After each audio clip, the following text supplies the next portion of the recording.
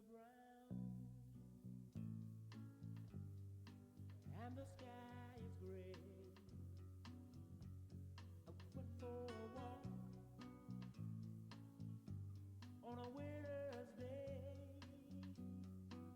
I'd be safe and warm if I was in LA. California dreaming on such a winter's day. Went to a church yesterday. I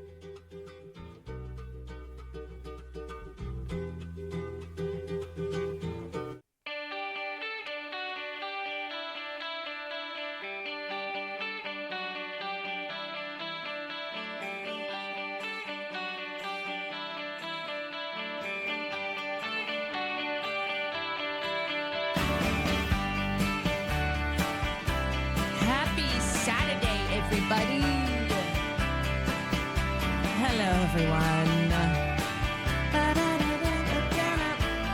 Oh.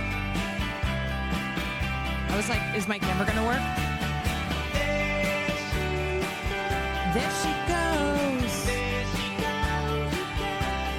There she goes. God, this just reminds me of like 90s rom-com.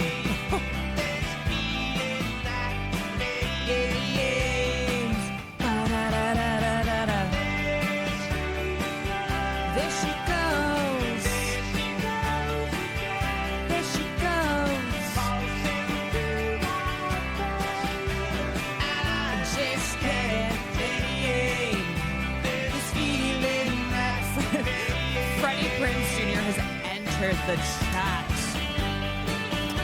Hello. Got a little bit of coffee.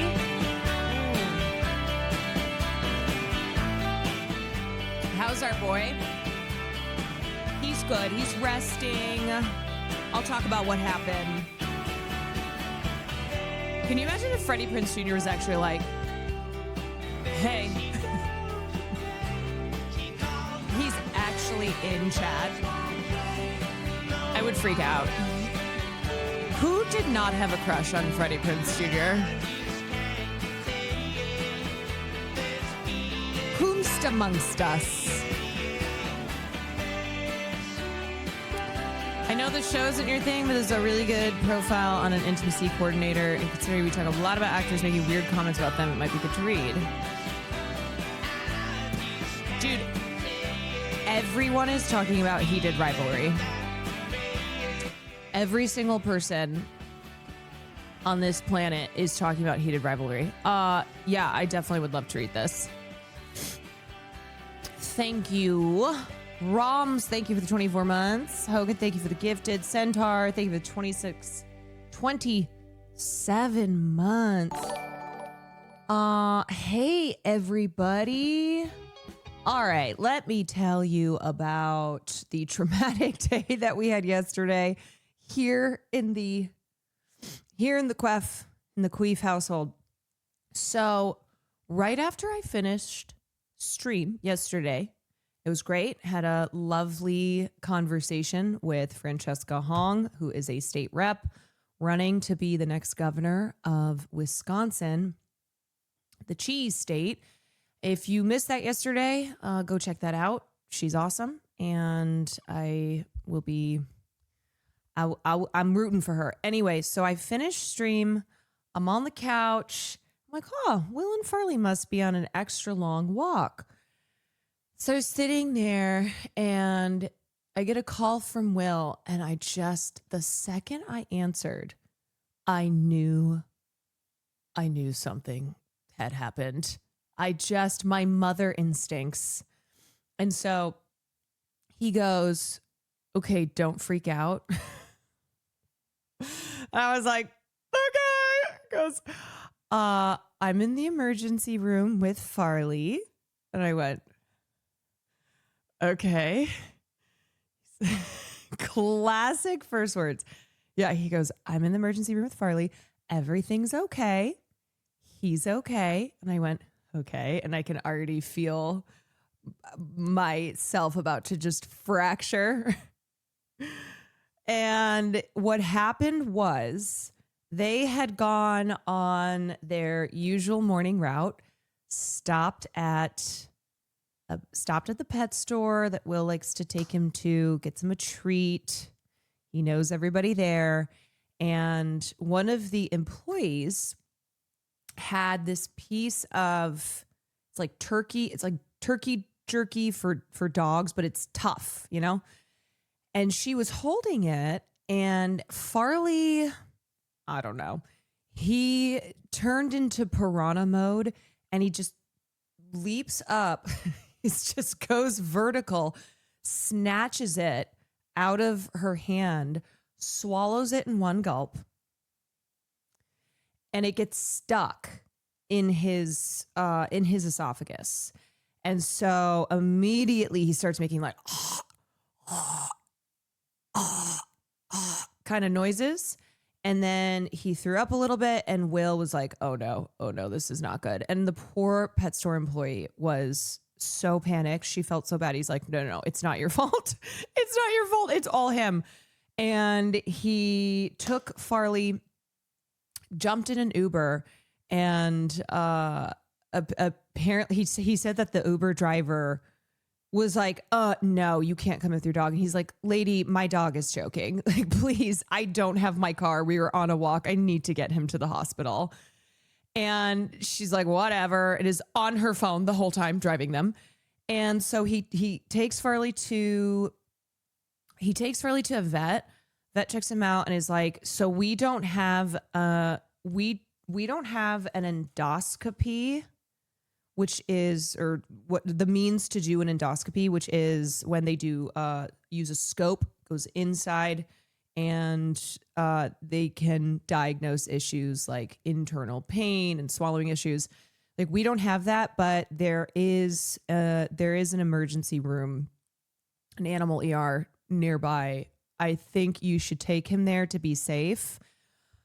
If he were a human, we would tell him, our advice would be like, go to the ER, get this checked out. Getting an Uber driver that's constantly on their phone is so stressful. It's so stressful. And the fact that also she was like, not going to take them. And Will was like, please, my dog is like making these noises. You can hear him. She's like, okay, fine. So takes him to the ER, and that's when so gets him all settled. The doctors take him back, and that's when he called me.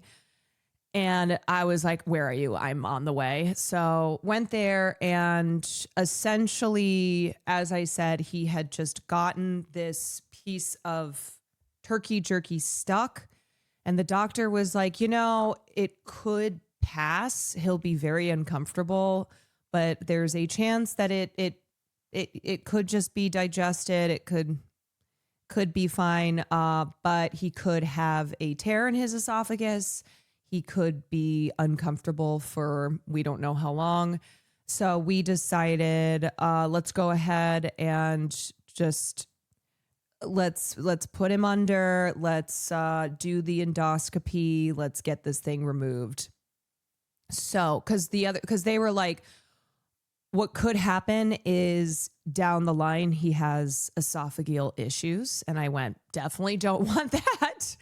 Definitely don't want this to be we don't take care of the problem now to its, to the fullest that we can. And then later on, he just has permanent issues. Like, it just gets worse somehow.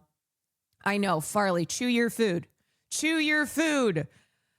So he was in the emergency room all day. It was almost 7 hours. But afterwards, they were like, he's good. They gave us meds for him for the next 2 weeks. He can only eat soft food.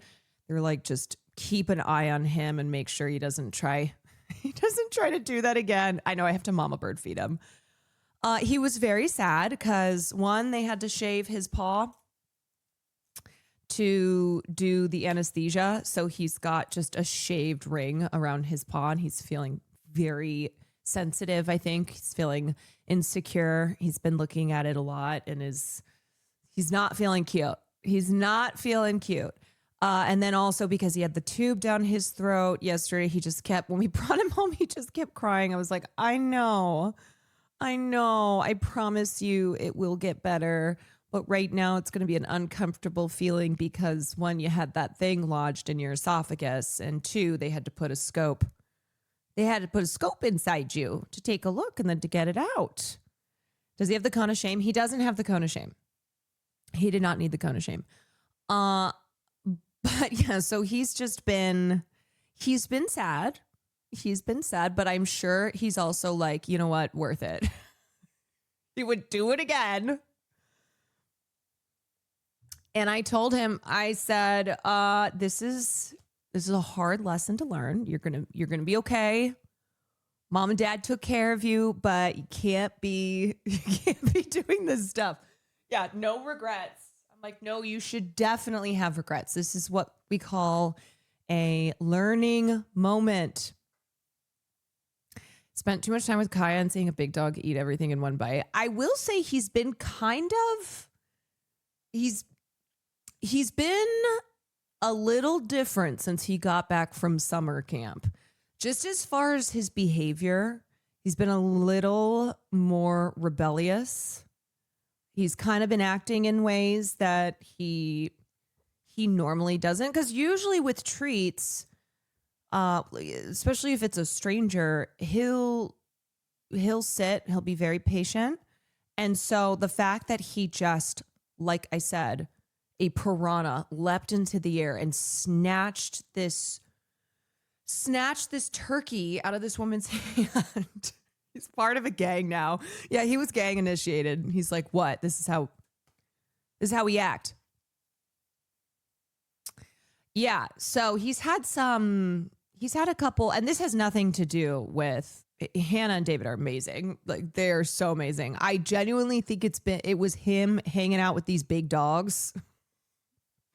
It was him hanging out with these big dogs for 3 weeks. He came back and I went, who do you think you are? Think you're a big dog? You think you're one of these? Think you're one of these big girls? Thought he could hang. Yeah. He's like, Mom, I got that dog in me. I said, no, you don't. You went to the emergency room for 7 hours. Kaya let him be bratty because she's too nice. Yeah, he definitely, I think, was probably a little seeing what he could get away with. So anyway, he's good though. He's good. Anybody who's concerned, he is all good. We got it taken care of. He has to eat soft food for 2 weeks, which he has not been liking either. That's the other thing that kind of sucks is whenever you switch your pet's food, you're supposed to kind of transition it. Otherwise, it can be hard on their tummies. He is not enjoying this food we're giving him because he keeps picking up chunks of it and then just putting it all over the carpet. When I came out this morning, there was just a trail. There was just a trail of his food on the carpet. And I went, let me guess, you're not enjoying this. You're leaving this on the carpet to send a message. Okay. So he has to do that. We have to give him 2 different meds a day. I know he's such a diva. He's such a diva, but he's a diva who he's lived a diva another day. It was really hard. I did mostly keep it together when we were at the ER, but there was one point that I finally just broke down because we were sitting there and I had a flashback to the last time I was at an animal hospital, and it was when we were saying goodbye to Oki. And so just being in the room with the lighting and sitting there just waiting to hear about Farley, and I just had a flashback to when we were saying goodbye to Oki. And then simultaneously, my old roommate who I lived with for the first couple years when I moved to Los Angeles, her dog, who she had gotten in high school, and we were friends in high school. So like I had known her dog since the day she brought her home. And Panda was like, when I got Farley, just when Farley was a puppy and him being around little Panda in our apartment. And my friend texted me and she's like, Panda is going to the Rainbow Bridge. And I went, no! My friend who lives in Australia now, she's like, Panda has been living with her parents. She's like, I was able to make it back in time to say bye. But like all of this was happening at once as I was sitting there. And I wasn't about to be like, yeah, by the way, I'm in the emergency room for Farley. But it was overwhelming. So then I did start crying. And then I was like, it's fine. Get it together. Did this happen before or after? Oh, this was after. This was all day yesterday. So I finished the interview. I had been on the couch for 15 minutes. And then I got the call from Will and immediately went to the ER that he was at. And then it was, by the time we got Farley home, it was like 6:30. So that's why I'm scared of owning pets. I get so attached to them. Thought of them passing away is too much for me. Been through it once as a kid. I know. I mean, it is always that horrible inevitability, but it's the love. It's the love of your pets that just makes it all worth it, you know. And you just got to try to give them the best life that you can. Yeah, so that was a big day yesterday. It was a big day yesterday, and now we're here today, and we're just gonna have a chill night. The two things that I want to do. Here's the two things that I want to do. I want to look at a little video compilation of Dick Van Dyke turning 100 years old. Finally, it's like somebody who's reached 100 who's not a war criminal piece of shit. And I'm like, yay, we can celebrate Dick Van Dyke turning 100. And I want to watch the Skarsgard on Skarsgard, actors on actors, Skarsgard squared, Papa Skarsgard and Alex Skarsgard. And then we'll do some gaming. I was going to do my Charlotte thing tonight, but I think we're going to push that to another night. So we're just big chilling. We're big chilling. I was scared to be another Betty White situation. I know I was in my title. I almost put just Dick Van Dyke, but then I went, oh my God, everyone's going to think he died. It also kind of the way that the tributes are pouring in and the different like news spots on Dick Van Dyke turning 100, it feels like he's died. It feels as if, oh, Dick Van Dyke has passed away and now we're remembering Dick Van Dyke's long career and life. But it is a living eulogy. Yes. So he is still alive. He's just turned 100. How old was Betty White? Betty White was 99 because she died right before she turned 100. Betty White died December 31st, and her birthday was January 17th. So just a couple weeks before her 100th birthday. Because I remember the lead up to Betty White turning 100, and then she went, nope. She was like, psych.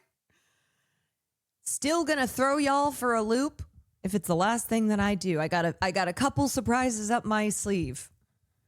She had the last laugh as everybody was gearing up for the big Betty White turns 100. She went, I don't think so. She said, you know what? 99 sounds better. Yeah, fuck you, I'm out. Considering he said he hoped he didn't make it today, I think he's going to live another 100 out of spite.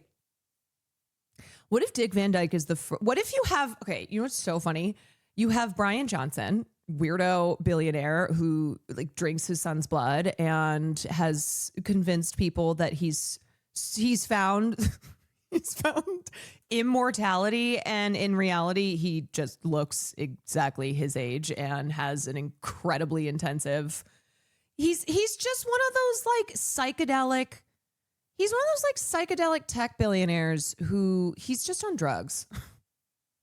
He's just doing drugs and is like, yes, I'm finding the key to immortality. It's like you just did a bunch of mushrooms.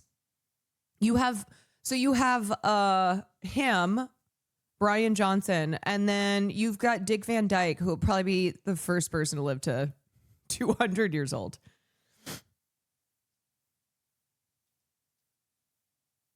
It's so funny too because Brian Johnson, I don't even know recently what that thing was, but essentially he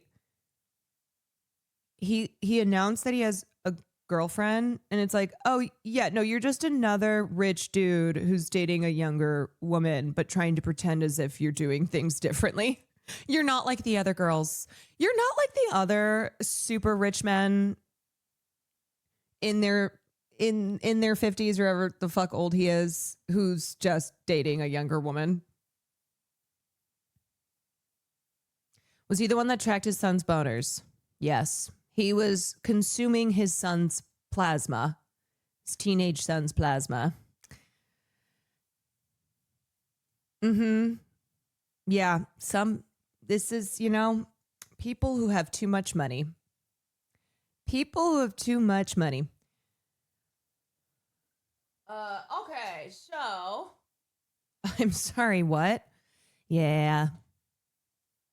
Yeah, Brian Johnson was drinking his son's blood and tracking his boners, all in the pursuit of perpetual youth, which he has not accomplished at all. People who try to convince, like try to gaslight us and go, look how young he looks. I'm like, honestly, he looks his age and he has a shit ton of money. It's like rich people can afford to look good because they have every resource in the world. And Brian Johnson, he looks middle-aged. I don't know what to tell you. This is not some, what was that movie with Alexis Bledel? Tuck Everlasting. Yeah, this ain't no Tuck Everlasting. This ain't no magical spring that offers you eternal life. Does he look like a bad wax figure? Yes, he looks like he belongs in Madame Tussauds. He has the same energy as this TikTok guy. A 36-year-old model who looks 17 goes viral. Who's saying that he looks 17? Is that him? Is that him saying I look 17? This is very much a how do you do, fellow kids vibe. He does not look 17. Okay, this is so shady. A self-proclaimed Brazilian model claims to be 36 years old and looks 17, but viewers think he's more likely to be in his mid-40s. Oh no. Not him looking older than he's even claiming his age to be, though he claims to also look half of what his age is. And everyone's like, nah, dog, you look even older than the age that you claim to be. A Brazilian man by the username Juan Risoli has gone viral on TikTok for repeatedly claiming he's a 36-year-old model who looks like a teenager. Me when I lie. Me when I just decide to like make something up and pretend that it's fact. In nearly every video he's been posting for several years, Luan stares directly into the camera, smiling and bouncing around. The videos have an overlay that reads some iteration of 36-year-old model who looks like a 17-year-old. So, okay, he just posts his own TikTok. He posts his own TikToks with the overlay 36-year-old man who looks 17. He's just trying to manifest it for himself. Although he claims to be a professional model of Dutch, French, and Brazilian descent, viewers have struggled to find any legit. This is going to be Austin show. This is Brazilian Austin show. Austin show as he gets older and older. He's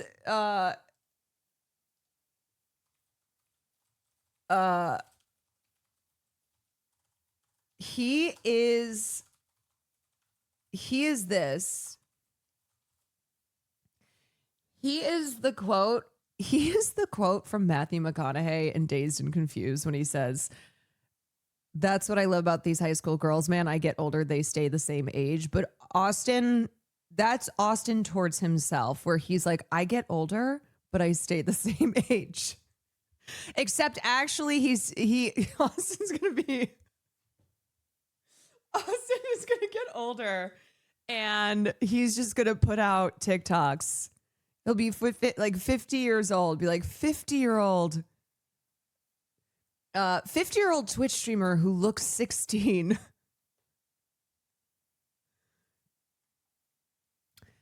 Furthermore, his physical appearance, including a bowl cut-like hairstyle with gray streaks, noticeable wrinkles, and a stocky frame, has fueled skepticism. I'm sorry, this is just so funny. It's so funny. The fueled skepticism. His gray hair and wrinkles has fueled skepticism that he looks 17. He appears significantly older than 36, and his short stature has also led some to question the model label entirely.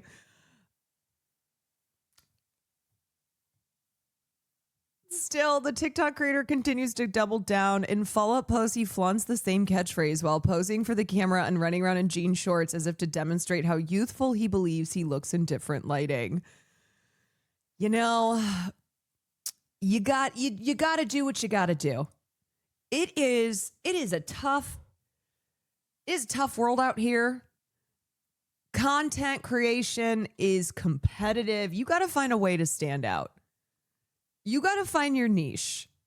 You got to figure out, how am I going to cut through the noise? And the way I do that is to say I'm an age that I'm definitely not, but then on top of that, claim that I look half the age that I'm lying about big. And that's going to pop. Many users believe he's trolling for views and monetizing the attention. Some suggest the viral creator is leaning into absurdity on purpose to farm engagement and reactions. He's actually giga-brained. He's actually playing chess. And everyone else is playing checkers. His videos have racked up thousands of comments and reaction videos. You look 50 with a Backstreet Boys haircut. 30-year-old actress who looks like a 17-year-old. Okay. Okay.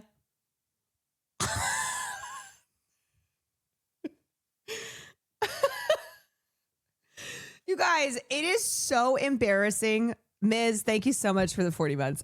It is so embarrassing when you go to do headshots as an adult, because inevitably one of the shots you'll do is the, here's my high school look. Oh, let's do some young makeup on you. Put your hair in a side braid. Put on a cool little jacket. And you can definitely play a teenager. Let's get you in a CW show. Yeah, let's get you on Disney Channel. Yeah, I'm 30 going on 15. You look like a cute generic sitcom girl. And what's funny is I think I took those photos when I was 25,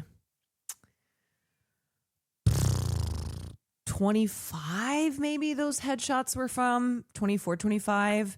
And even at that time I went, oh my God, what are we doing here? I mean, I get it, where as big of an age range as you can play, it's an advantage, but still felt so embarrassing doing this look, the high school look. And now it's like, I'm in my 30s. And they still, when I was kind of going back to doing some auditions this past year, the amount of auditions that I had where it was either 16 or like 50, I went, can we get something in the middle? Can I possibly, I don't know, can we find a happy medium? Is this it? Are these the options? Yeah, I also had an audition for a role once where they wanted me to play two characters. And one of the characters is the older version, and she's in her 50s. And then I was supposed to play the younger version too, who was a teenager. I went, I'm 33 years old. You want me to play somebody in their 50s and also somebody who's 15 years old. It's called range. Hello. They saw my range. Yeah.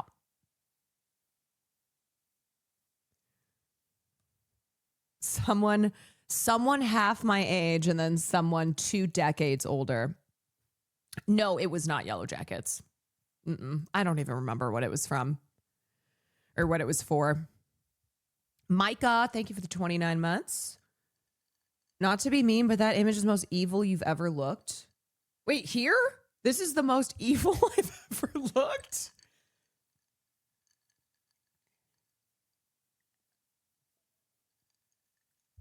Is it giving we'll say, "Oh my god, I love that skirt. Where's it from?" "Oh, thanks. It was my mom's from the 80s."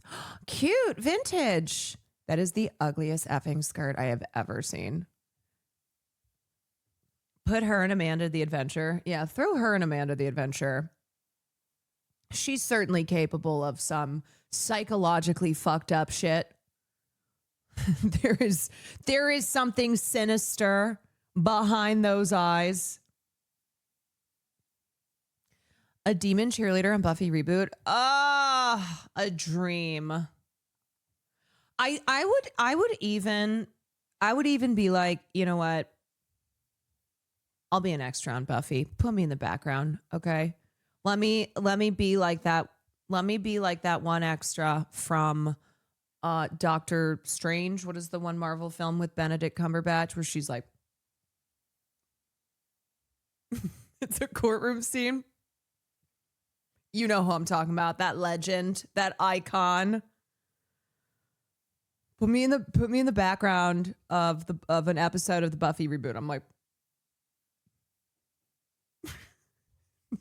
Buffy is slaying some vampire. I'm like, in the back.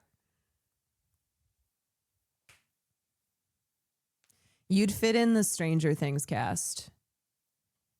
I honestly, yes.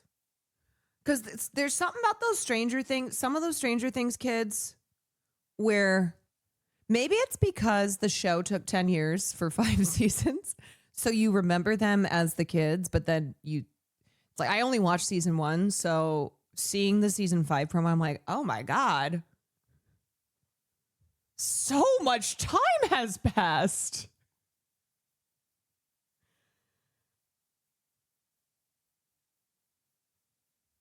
Were you ever in the background of a huge movie? No, I never did.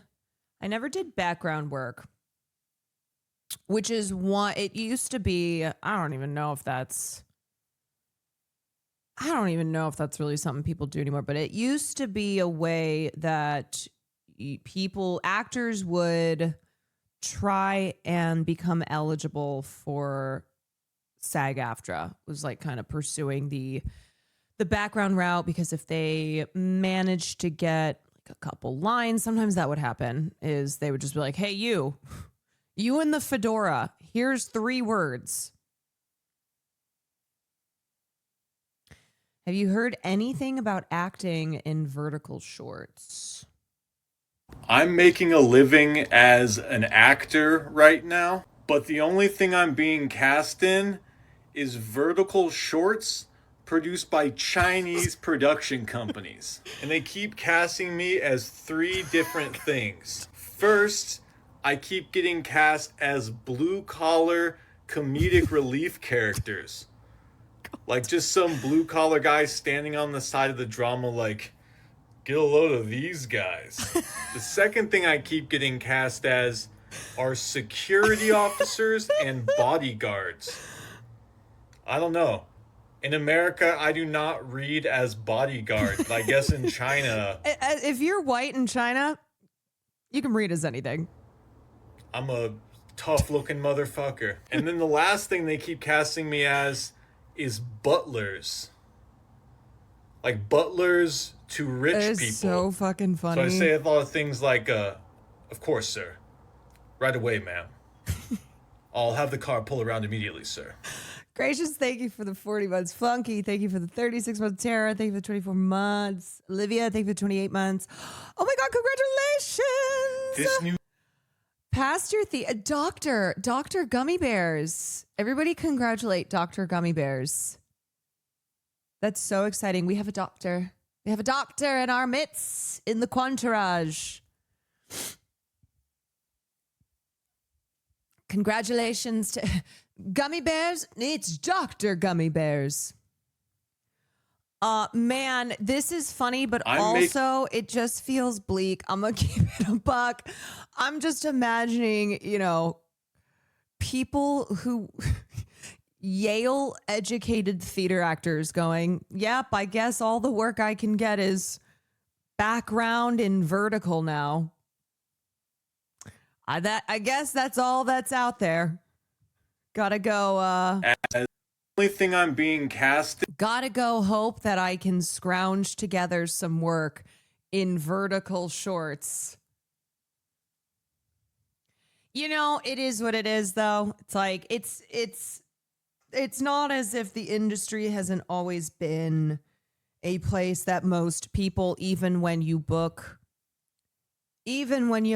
work, you book a TV spot, you book a film role, you still have to have other sources of income.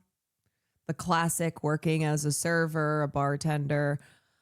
But I don't know. I think one thing that I've heard expressed though from a lot of people in the industry, a lot of my friends still who are working in the industry, is the pressure to have a digital presence. So it's not enough to just hope your talent and your perseverance and cobbling together work here and there is enough.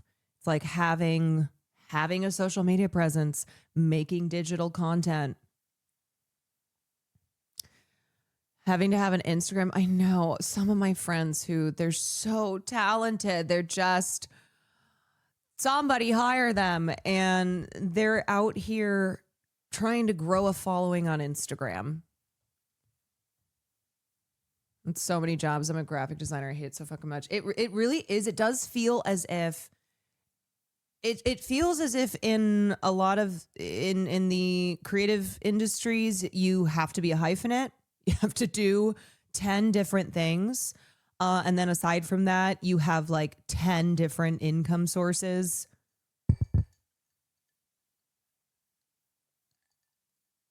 What does content mean though? I mean, so one thing is that, say for actors, having a social media following will be an advantage.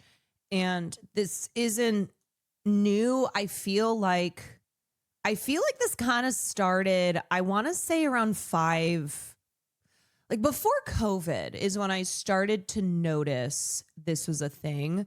I mean, really, when I moved to LA, I kind of started to notice it was a thing, but it wasn't a thing like it's a thing now. And I think it was Maya Hawke who was talking about this when she was doing an interview and saying how producers and casting directors oftentimes will have a quota that they have to fill of the amount of followers that their cast has. So if you hire someone like Maya Hawke who doesn't have Instagram, she's Maya Hawke, so she doesn't have to have Instagram. Then they need to hire somebody who has 4 million TikTok followers. It's all part of the marketing. Yeah.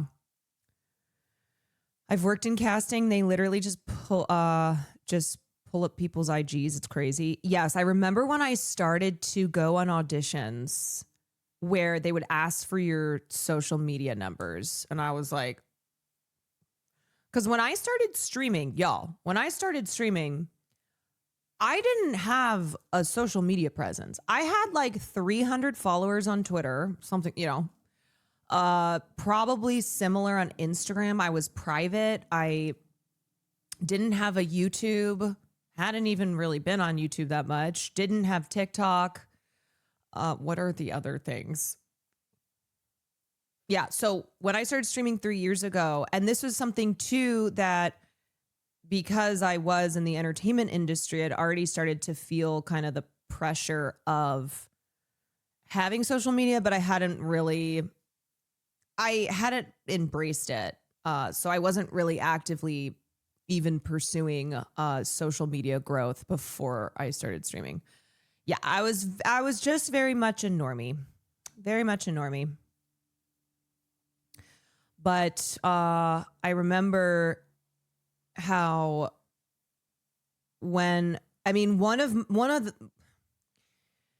the reasons too that I started streaming was because I went, man, maybe if I can build a path for myself this way and I can become more of a public figure, I can have more name recognition, this could potentially be an advantage in trying to get my scripts made and my interests in the entertainment business.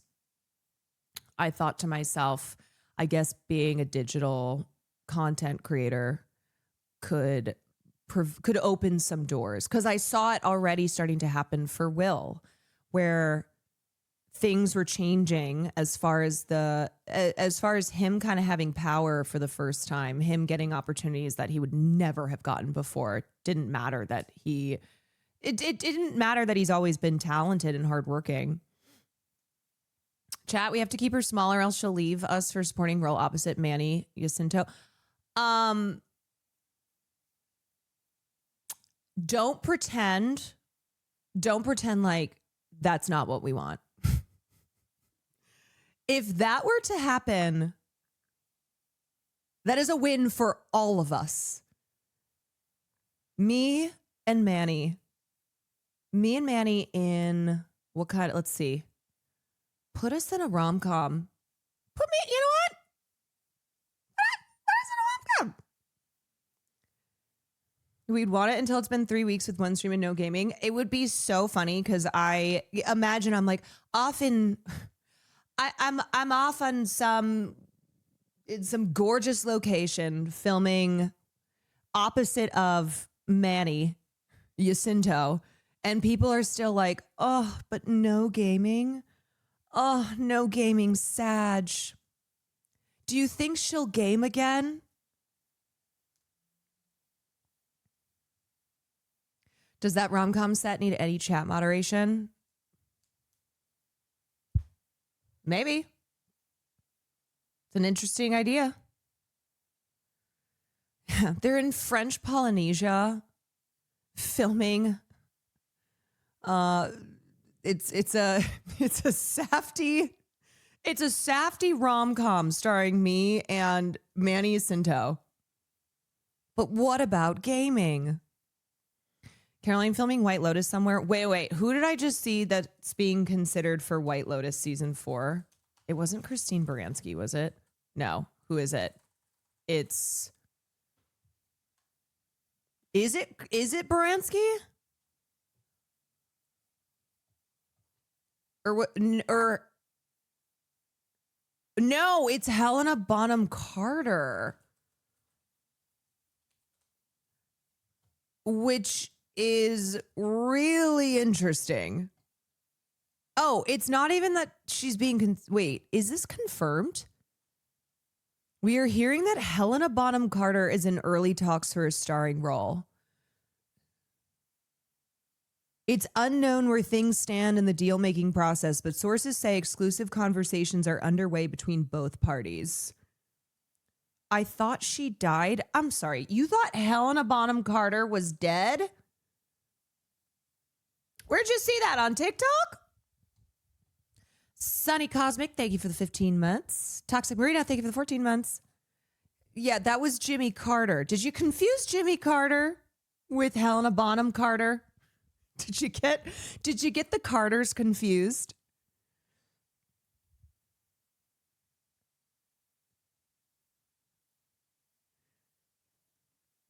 An easy mix up. Understandable. If a deal does make, the Oscar nominated star would be the first cast member in season 4 of the Emmy winning series. Season 4 will be set in France.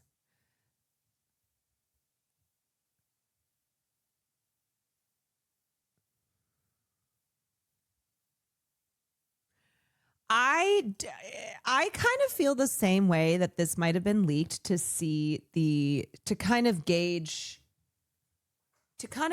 early reaction to it. Sometimes this will happen. Sometimes an actor's name will be leaked as, ooh, they're being considered for this role. Kind of, yeah, putting feelers out. Why do I hear a buzzing sound? Beep, beep, beep, boop.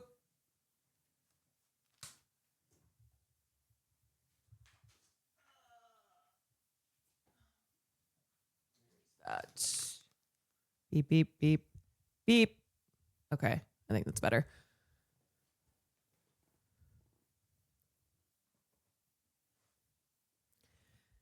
Elle Fanning for the Hunger Games, and it totally worked.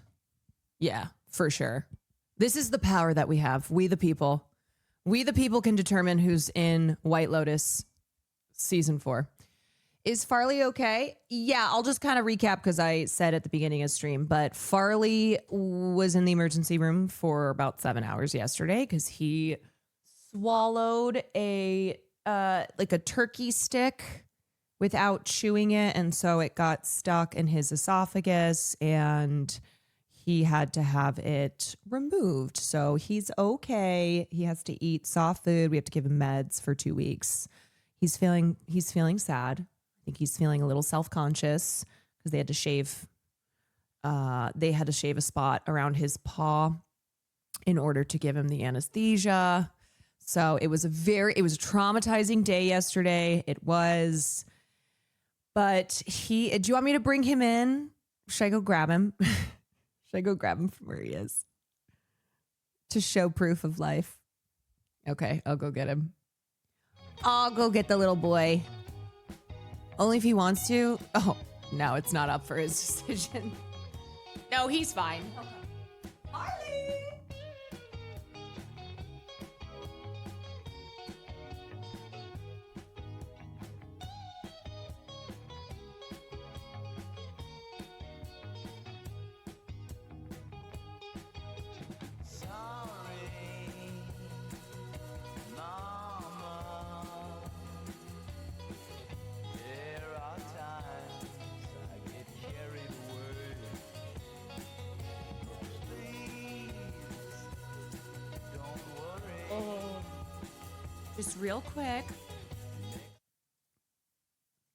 Just real quickly, everyone wants to say hi.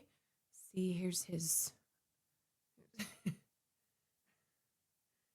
the little man.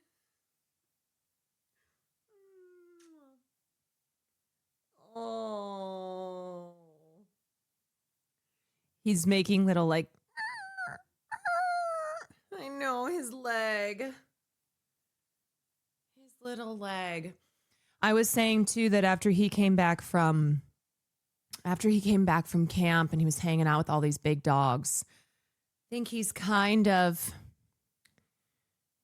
of convinced himself that he was one of the big dogs. He said, you have to chew your treats. You're too tiny. You're too little. You got your underbite with your teefies. You can't be doing that stuff. No, we can't just be snatching treats. Can't be acting all tough. I know, he's trying to show the big dogs that he's one of them. You've been acting out a little bit. Some behavior from you that I think is a result of having spent 3 weeks with some dogs that are 10 times the size of you. He looks so emo. I know. In his mind, though, he's thinking no regrets. I'd do it again. No, you won't. No, you won't. I know, he looks so scruffy. I had a lot of people calling me today to check in on Farley. He's got a lot of well-wishers. A lot of people who are very concerned. Very concerned. Your behavior is concerning people. I know. All right, I'll put you back. I'll bring you back. Here we go. Everyone say bye. Say bye-bye. Say bye-bye to the TT boy. Oh, TT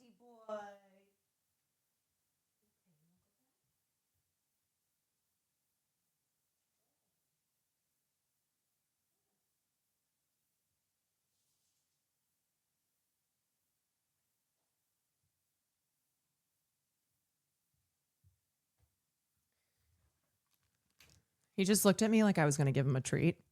Farley, you want to come back? You want to come back and sit mama's lap?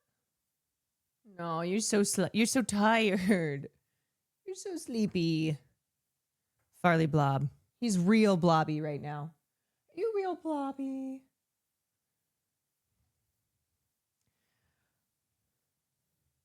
Come here.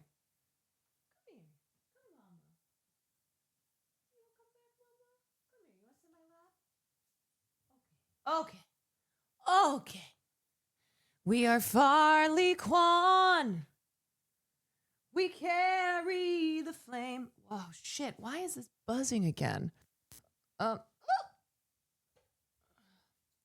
Test. Okay, let's look at Dick Van Dyke turning 100. So good news. Dick Van Dyke is not dead, but he did turn the big 100. Wait, according to Patton Oswalt, doesn't that mean that Dick Van Dyke can legally commit murder?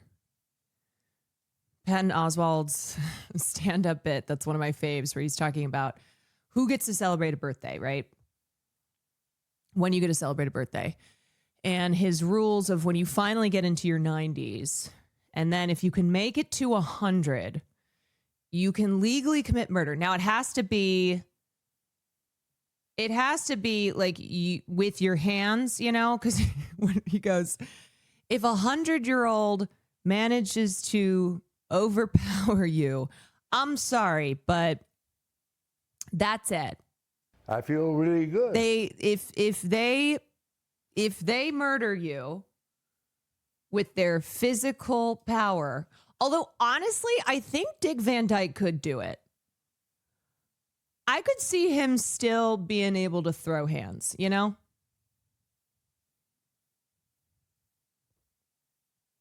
No, it would be another adult. What if they kill a baby? God. Okay, that's dark. No, it's according to Patton Oswalt's rules. Here, I will pull up. We're not going to watch the whole bit because we've already watched it many times. But Patton Oswalt birthdays. Patton Oswalt's birthday bits. He's spry. When you turn 95, you can legally hit 90. Okay. If you can make it to 90, starting at 90, every year, one law no longer applies to you. That's your incentive to take care of yourself. Now, it starts off small. When you turn 90, you can legally litter. What is this picture? Why is it a picture of a sad cat is sitting in front of a birthday cake? You can just crumple up a cheeseburger wrapper, drop it in front of a cop. Hey, guess what today is? Give me a kiss. When you turn 95, you can legally steal anything. You can't load it into a car or a truck. Anything you can pick up with your bare hands and get back into your house is your property. And if you own something and a 95-year-old can get it away from you, it really didn't belong to you, did it? Nope, never did. That goes for your kids, too. Hey, where's your 4-year-old? Some 95-year-old ran into his house with him. Well, let that guy raise him. He's full of wisdom and he's spry. He's spry. Then, if you can make it to 100, you can legally commit murder. You can murder anyone. You cannot shoot them, stab them, or poison them. Anyone you can strangle or pummel to death with your bare hands, no jury can convict you. That's how we weed out the weak people. If you can't stop a 100-year-old from strangling you, fuck you, you should be dead. You should be fucking dead. Would any of you get up and run outside if you heard, "Help me, a 100-year-old woman is punching me to death"? You'd be like, fuck that guy, good. Species just got stronger.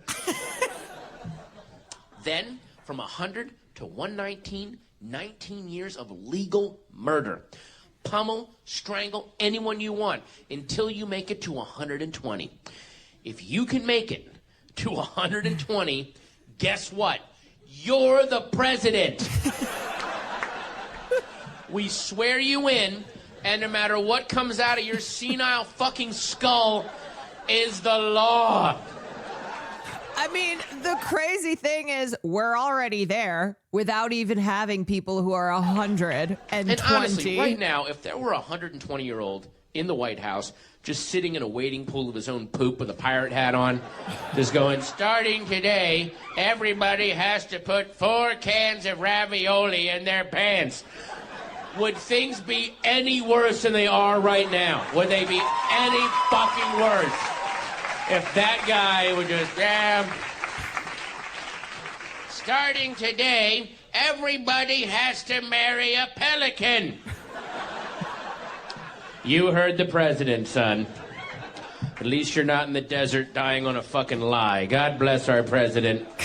Give your new mom a fish and let's go to the White House and give thanks. This is from 13 years ago. 13 years ago. Is he wrong? Would it be any worse than it is now? Dianne Feinstein was literally falling apart. They were wheeling her corpse around through the halls of Congress. I honestly think there's, as far as the issue in the United States government of people being in power for too long, of trying to maintain this system that we're all so desperately wanting to be free of. I think the image of Dianne Feinstein being wheeled around, or like finding out that one representative who'd been missing for 4 months was in a nursing home. It's like, oh yeah, no, just another day in American politics. We've got a politician who's been MIA and then was found in a nursing home. Yeah, and fucking Dianne Feinstein's team trying to gaslight us all and be like, no, she's great. She's totally fine. Nothing to worry about here. Or Mitch McConnell just freezing up at a press conference, falling down constantly. Yeah. Still somehow not dying, though. Anyway, so Dick Van Dyke is turning 100, which means that he has now reached the age that he can legally commit murder. And honestly, Dick, I got a couple names for you. If you need suggestions, if you're sourcing from the crowd, I do have some recommendations.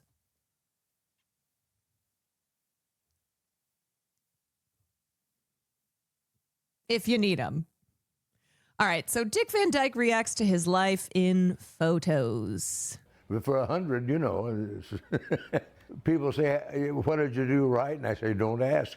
I don't know. Can't put me finger on what lies in store. Isn't that the truth about life? Dick Van Dyke is 100 years old. And people are like, what's the secret? He goes, I don't know. What'd you do right, Dick? He's like, beats me. I could live 100 more years and couldn't even tell you. Do you remember we watched the movie his grandson acted in and directed? It was the best movie we ever watched on stream. Wait, was it Titanic 666? Sound the alarm. No, it was Titanic 2. Hell yes. I totally forgot. Wait, I completely forgot this connection. That this was Dick Van Dyke's grandson. His this Nepo baby grandchild who funded and directed Titanic 2 and also starred in it. And we watched the entire thing. There was a second Titanic. Yes, newsflash. If you thought the story of Titanic ended because the ship sinks into, breaks in half and sinks deep, deep, deep into the Atlantic Ocean, do I have news for you? There are more Titanic films. Yeah, honestly, if you missed out on that era of when the era of when we watched all the Titanic movies out there, Titanic 666, Titanic 2, we were just eating it up. And they are all equally masterpieces. It's kind of amazing to me that people only talk about James Cameron's Titanic when they talk about, greatest films of all time, filmmaking accomplishments. We're always talking about James Cameron's Titanic. And it's like, hey, there are other Titanic films out there, equally cinematic masterpieces. I remember you didn't even believe that there was a Titanic 2 until we showed you. That was old me. That was me who was young and naive. And nowadays, you can tell me that anything exists and I'll go, yeah, what the hell? Sure. Of course.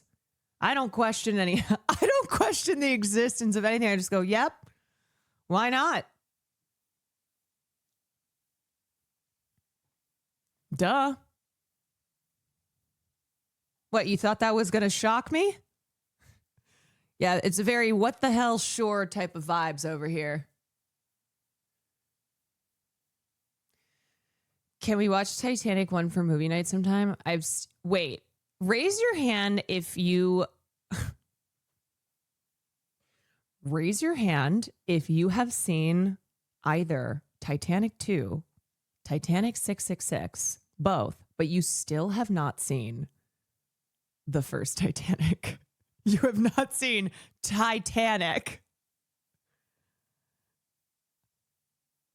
That might be one of the funniest fucking things that has resulted from being in this community. Oh yeah, CarolineKwan, she's really into film. She loves to do film class, loves to share her passion and her knowledge of film and the industry with the people who have formed this community.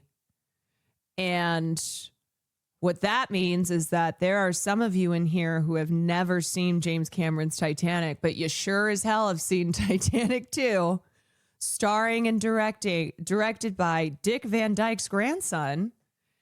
And you've also seen Titanic 666, which is as good as it sounds.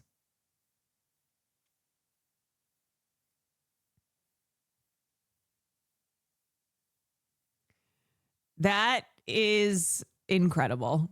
Never change. Oh, I thought this was the Dick Van Dyke. I just started hitting play on that, thinking it was the Dick Van Dyke. A look back at his life. Was he in that? Maybe. Maybe he was an extra. Maybe his grandson was like, Grandpa, I need ya. Do they all have the same ending? Where you mean the Titanic sinks? Yes. Because if there's one thing about a movie that's got a ship called Titanic, spoilers, it's gonna sink. Sorry to spoil that. The original show, Carl Reiner was considering casting, and it was between me and Johnny Carson. And fortunately, Johnny and I ended up where we belonged. He wouldn't have been any good in this, and I would have stunk at his job. Take him to the vet. To the vet? Yes, Rob, please. That poor bird is suffering. All right. Well, come on, Stanley. We're going to go get a physical. Carl must have interviewed Dick Van Dyke Show girls is awesome. looking for the right one. And he said what caught him about Mary, that she had a ping in her voice. He said there's a ping there that got his attention. He took her by the head. It was also one of the first sitcoms and one of the few sitcoms to be filmed in front of a live audience. So nowadays we associate the sitcom with being in front of a live audience, but back in the 60s when Dick Van Dyke Show premiered, that was not the norm. So it was it was game changing in that regard. Oh, he acted in stuff? I thought he just did the New Year's show. Dick Van Dyke? Yeah, he acted in stuff. Are older sitcoms like that available to stream anywhere? Well, let's see. Dick Van Dyke Show is on Amazon Prime. But see, that's the concern, though, is with a lot of this history that if we don't have physical copies and these streaming platforms decide, we don't need this show anymore, there it goes. And unless it's archived somewhere, unless it's preserved, it's nowhere to be found. Lost media. Yeah. Took her into the producer and said, "This is the new Laura." Rob, how could you have been so foolish? From the first show she was on, from the first word she spoke, she was perfect. Is that what modern daddies tell their children about the facts of life? There was no breaking her in. I mean, she was working with 3 people who had done. Flunky, no, I Love Lucy was actually a bigger show than Dick Van Dyke Show. It reached number 1. Dick Van Dyke Show was super beloved. The critics loved it. Audiences loved it. It had a lot of influence, but it was not it didn't reach the heights that I Love Lucy did. I Love Lucy was truly groundbreaking. Fun fact, Lucy's also responsible for getting Star Trek aired. Yeah, it just never reached the peak that I Love Lucy did. A lot of comedy. She had never done comedy. That is a fun fact. She was unbelievable. She was great from day one. It was just meant to be, I think. Oh, dear. What's the matter? What? What? You said, oh, dear. I was just sighing. Well, honey, at a time like this, don't sigh unless you really mean it. I remember the casting directors and people, after we went on the air, she was the lady who played the wife. So Dick Van Dyke Show was, as I said, one of the few sitcoms to be in front of a live audience, but I Love Lucy pioneered the multicam sitcom format. So a lot of sitcoms to follow in the decades after I Love Lucy premiered were a result of the ground that was broken because of that show. Yeah.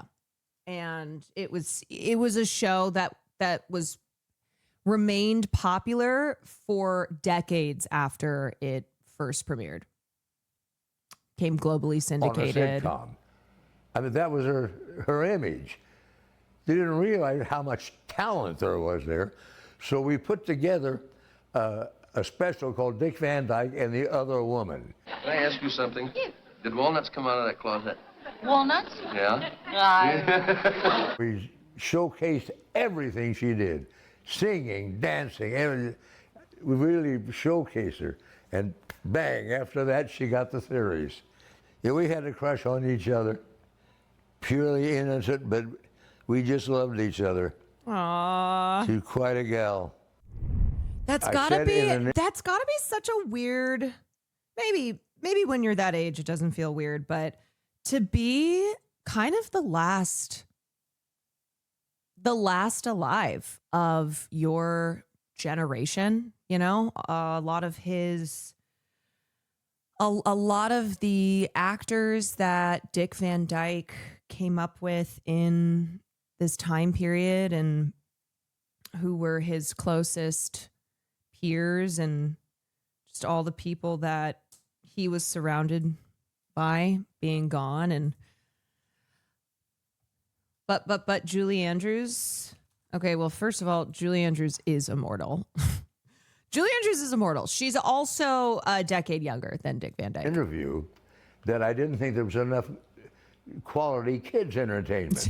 Julie Andrews has actually found the key to immortality that Brian Johnson so desperately wants in his shroom-filled, psychedelic,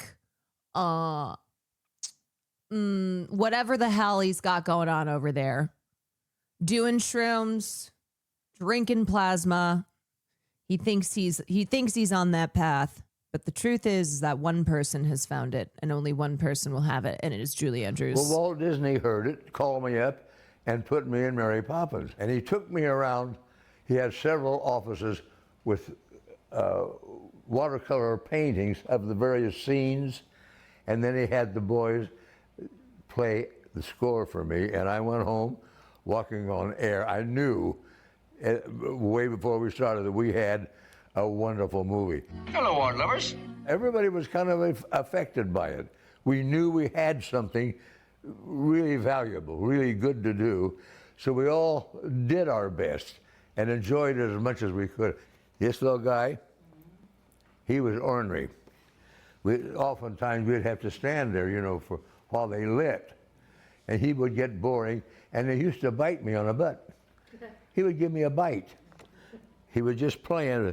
The little girl was sweet, and of course the lady of all time. My problem with Julie was I'm not really a singer, and Julie had not only had that beautiful soprano, but she sang just a little on top of the note, a little sharp. Oh, supercalifragilisticexpialidocious, even though the sound of it is something quite atrocious. I don't know how many takes I had to do in the pre-record. I finally got there, but it was hard. I don't think we ever even had an argument. We just had a good time. Doing a musical is fun. I don't care what you're doing. It's just fun. Yes, Dick, tell You him. never get tired of it. The first number when we go into the fantasy thing, ain't it a beautiful day, bright as a morning in May. I feel like I could fly. There's something about that and the dance that went with it that was just fun. It's fun. I did It's my fun. best to look like a real fun. dancer, but some of the stuff is just a little hokey. But it's funny, I think. The dance with the penguins was quite an experience because the animators had to be This is the future that woke libs want. there to tell me exactly where every bird was. And it took a lot of takes. But when we got it, and I saw it on film, it blew me away how great it looks. And I like my dancing. It is a little eccentric, but that, I think, is what got me the job, probably. Kick-a-dees up, kick-a-dees up, stepping time, kick-a-dees up, stepping time, any reason, any rhyme, kick-a-dees up, stepping time. I got an award from my crew. She got the Oscar, so the crew made me a statue. It's a little man with a broom made out of nuts and bolts and sprayed gold. It really is cute. 2 lumps, Uncle Albert? Yes, please. Bert? No, thank you. No sugar for me. When we all have tea on the ceiling with Bert, Ed Wynn. Hi, Caroline. First time And chatting. they I've been looking for a broke while. lunch Hi. And forgot about Thanks me. for saying hi. And left me hanging there. And I had to yell for help. God, that was fun. All my kids. This is up in in Mandible Canyon. Carrie and Stacy and Barry. Oh, there's Chris. Yeah. My kids are in their 70s now. Wow. My son's an old man. Yeah, that was the first house we bought when we moved out from New York, when we started the series. When we first got married, we had nothing. I mean, I had no money, no car, no anything. So I spent most of my time out looking for work and working during those early This man was born in 1925. years. I was raised in a family with no money. The A decade that, as my sister exclaimed when she found out how old Will's father is, she went, "We studied that in school. That's crazy. The 1920s. We learned about that in history class." He is remarkably sharp and well thought for 100. He is remarkable. Just listening to him take this walk back through memory lane, looking at his life and his very, very long career. Yeah, he's amazing. I mean, Will's dad is very similar. Will's dad is 96, and he is still super sharp. He's still writing books, writing fiction. The whole thing was getting some money together and getting a home. I bought a home on the GI Bill, finally. But I think it was the Andrew toughest Feeler, thank you for I did 10. game Get the shows, I played tips. nightclubs. I did about everything. I did radio. At one point, I was doing a disc jockey show at 5 in the morning, and then at night I was working with a partner in nightclubs. So I was getting like 3 or 4 hours sleep in between. But that's the only thing I can remember is working so hard to get going, to get a foothold. So they probably got neglected at some point because I was really working hard to get out of poverty, so to speak. But I haven't had any complaints from anybody. Yeah, so he actually he enlisted for World War II to join the Air Forces to be a pilot, but he was underweight, and probably due to growing up in poverty. And he eventually was accepted as a radio announcer. So that's where his work as essentially, a radio DJ began, because he was being denied. He was denied enlistment multiple times due to the fact that he was underweight. So that was how he finally got in. It was a big, heavy piece of machinery, and it had a 4-cylinder Ford engine in it, an British Ford. Hogan, thank you for the couldn't get going very gifted. fast in it. Well, what do you think of it? She's the most beautiful thing I ever saw in my life. It was fun to drive, though, the size of it. We drove it for miles and miles with, He was alive back when people were buying homes. Yes. camera cars on it. These kids were dolls. They seemed to enjoy it as much as I did. Bang, bang, chitty, chitty, bang, bang, our fine four-fended friend.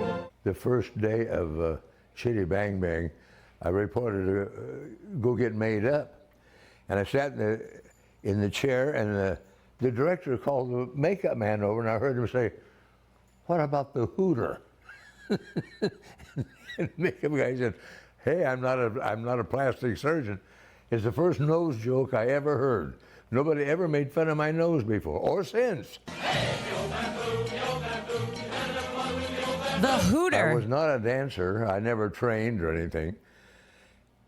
And to discover that I could do that, the opening bamboo number, at the end, we had to jump over that bamboo, and every time one guy would miss. We did 26 takes. So that last shot is the last one I could have done. But I didn't know I could do what I did. The choreographer kept saying, "You can do it." And it was just a thrill, because I didn't know I could dance. I was backstage in the green room at Emmy, waiting to go on. And one thing I had never done was ever approach a strange woman in my life. And she walked by, and without thinking, I jumped up and said, "Hi, I'm Dick," right? And asked her to sit down, and found out she was a makeup lady, and I hired her on the spot. And then all during the shows, it didn't take too long. I kept proposing, and I finally won out. But she is responsible for Halloween, for publicizing me. I don't know what all. I can't even list everything she does. She's constantly busy. She has a big following online with her own show. She's a She content sings, creator. She dances. When I learned all that, and then I found out she likes Halloween. That did it. She had to be He a part of the knows family. what online is. And now we're pretty famous for our Halloweens. She's a joy. She's a joy. The concept of Dick Van Dyke knowing what Reddit is. She can get me singing or dancing or whatever she wants. I'm just lucky. It's hard He for me watched to the believe it Streamer was Awards. chance, that I just suddenly picked her out of a crowd. There's some fate in there, I think. I really believe it. How did you handle the age difference? Well, He's it making hasn't turned out to be any TikToks. problem. We thought it might be in some regard, to some extent, but it hasn't really.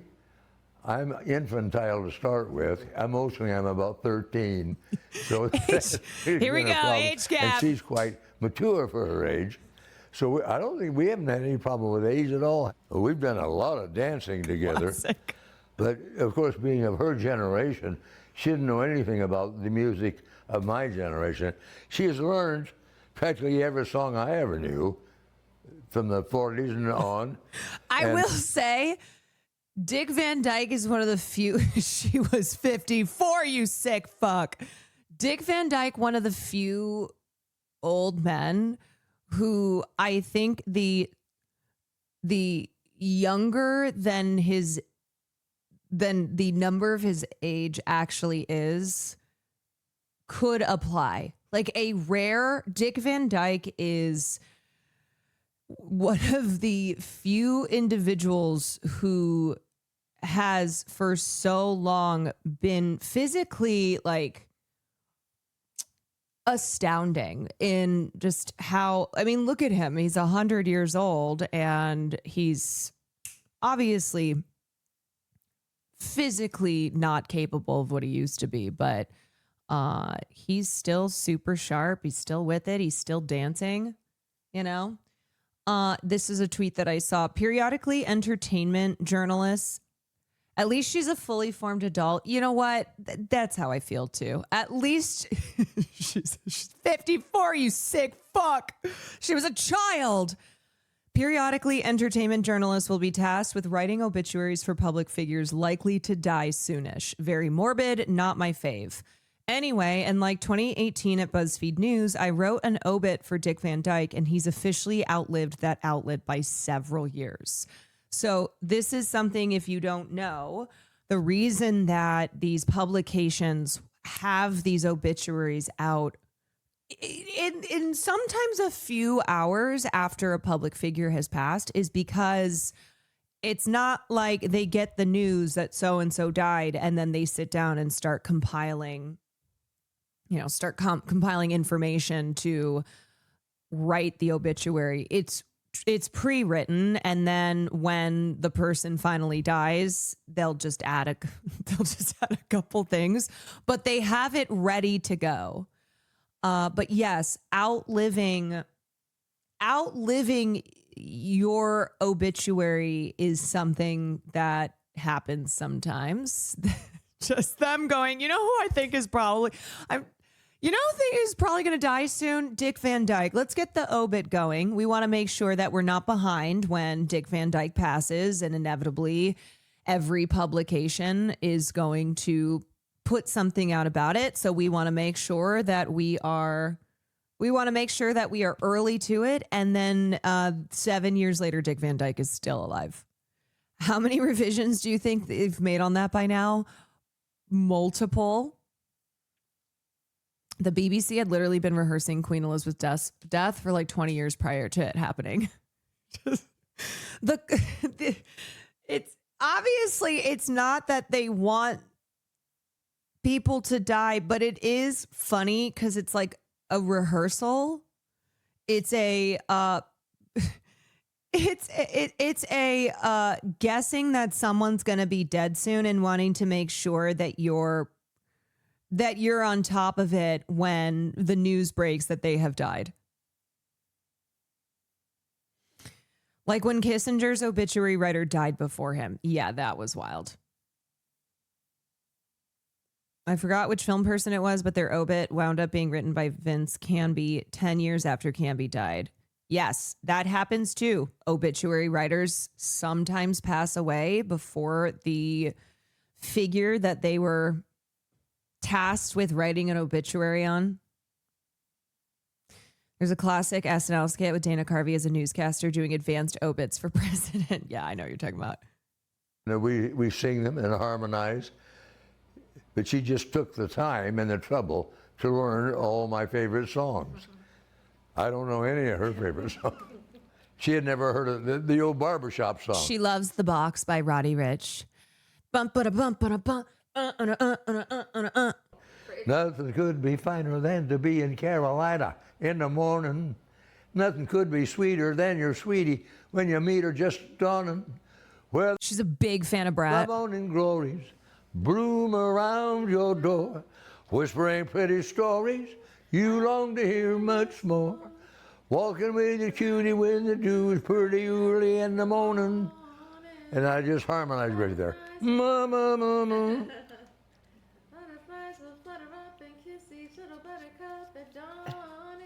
Okay. If I had a lead lamp for only a day, we'd make a wish and everybody say, nothing could be finer than to be in Carolina. Nothing could be finer than to be Carolina in the morning, in the morning. Yeah, that's what, we sang that, and I was just flabbergasted that she could sing and dance. This is sequel, Austin's yeah. music days. Yeah, I got to dance. Was I 92 or 93? Yeah, I got to dance. It looks pretty much like I look like. I wouldn't need any makeup now. I played an old man a lot, even on the old series.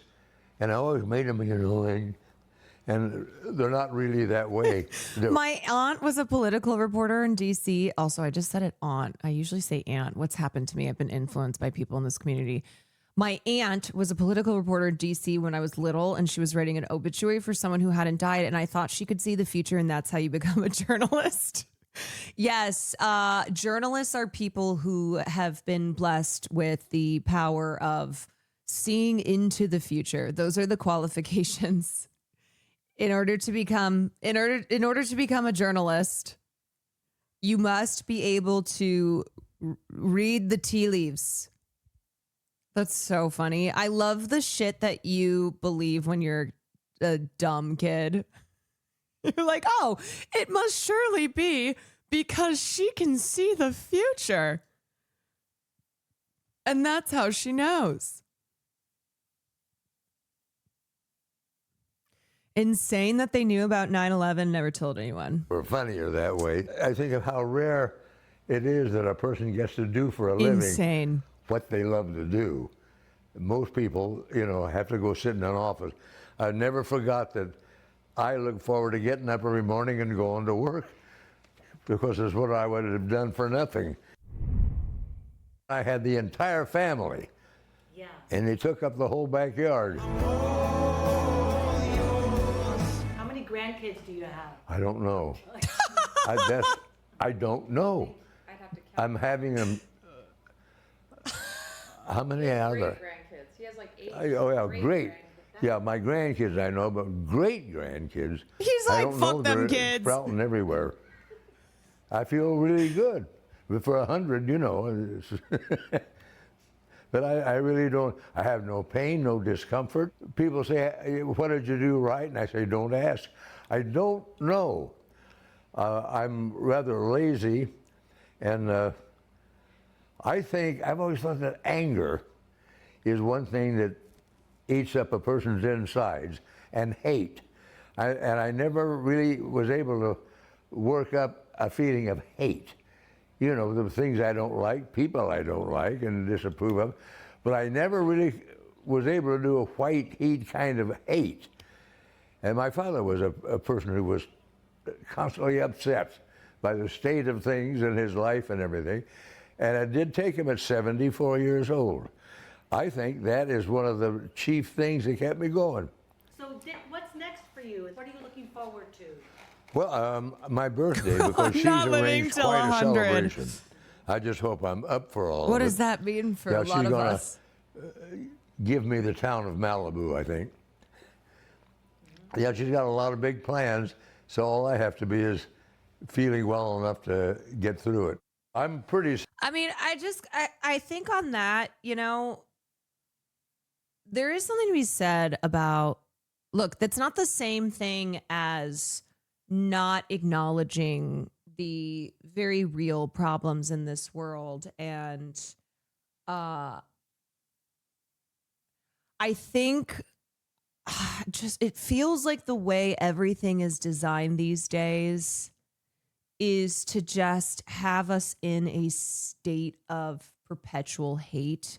And this isn't a, let's just, who cares about politics and any of that stuff, you know? Let's just all it's not that.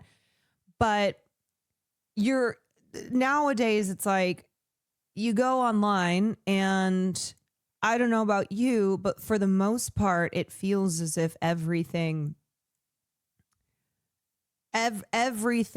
that I will experience on the internet is something that's going to make me so mad.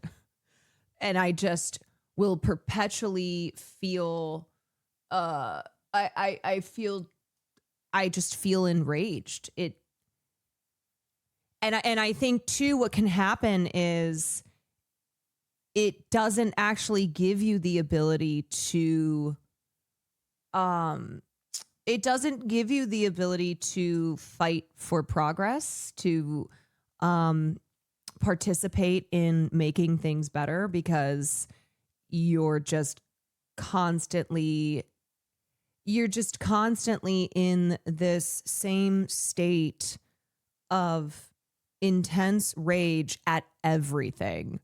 There's no spectrum of it. There's no kind of differentiation between that rage. It's constant and it's the same, and it's no matter what it is.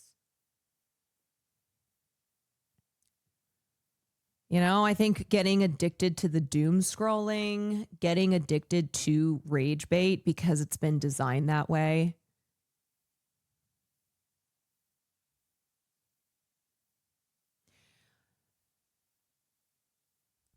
But I want people to understand the difference between feeling angry towards what like our government is doing, of how, you know, human abuses are occurring all the time. It's not that you should look at that and go, that's fine. Don't spend your time being angry. But I do think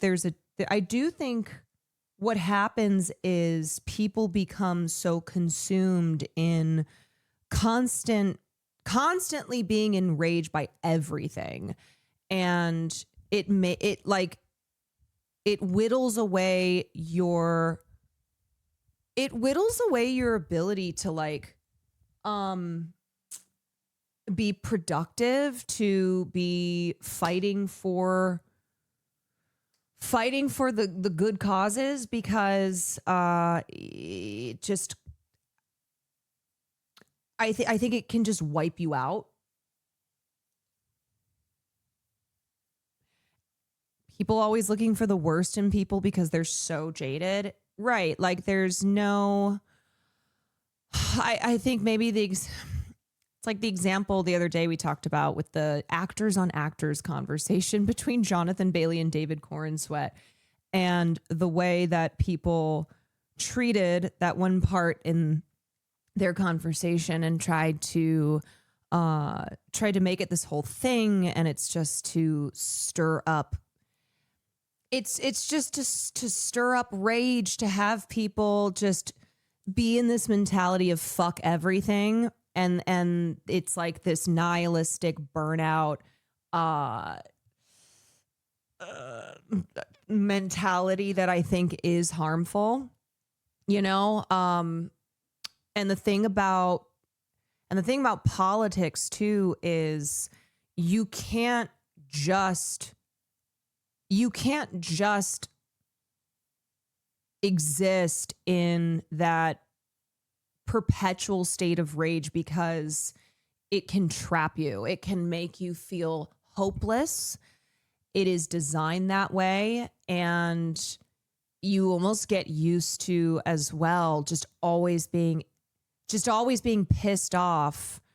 And sometimes I think convincing yourself that that's the productive way to make things better. When you talk to, like, for instance, when you hear from activists, when you hear from organizers, when you hear from people who genuinely are pushing for a politics of care, that anger fuels their work. And it's good to be mad about injustices, but you can't just get comfortable in that. You can't just stay there. And I think too, the internet has this ability to make everybody hate everyone, and we can't have that.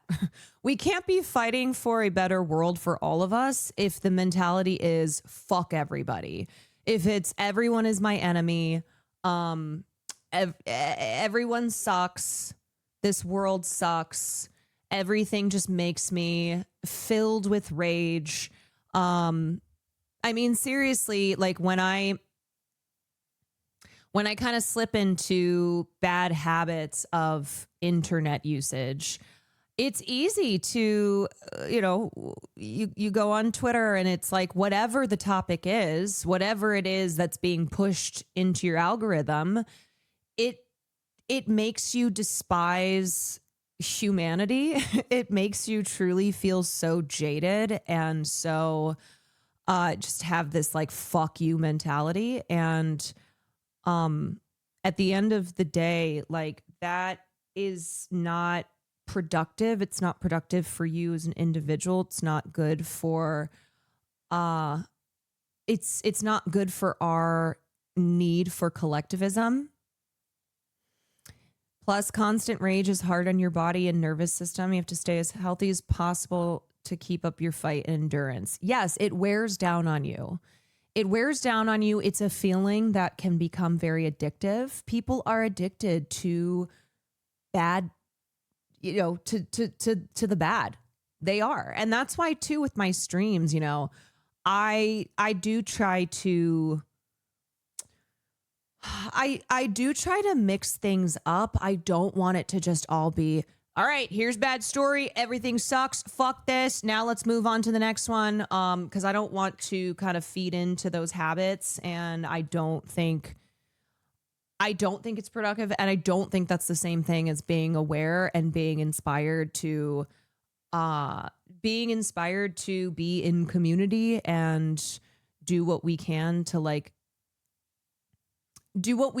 take care of one another. It's not good for my mental. I don't think it's good for anyone's mental.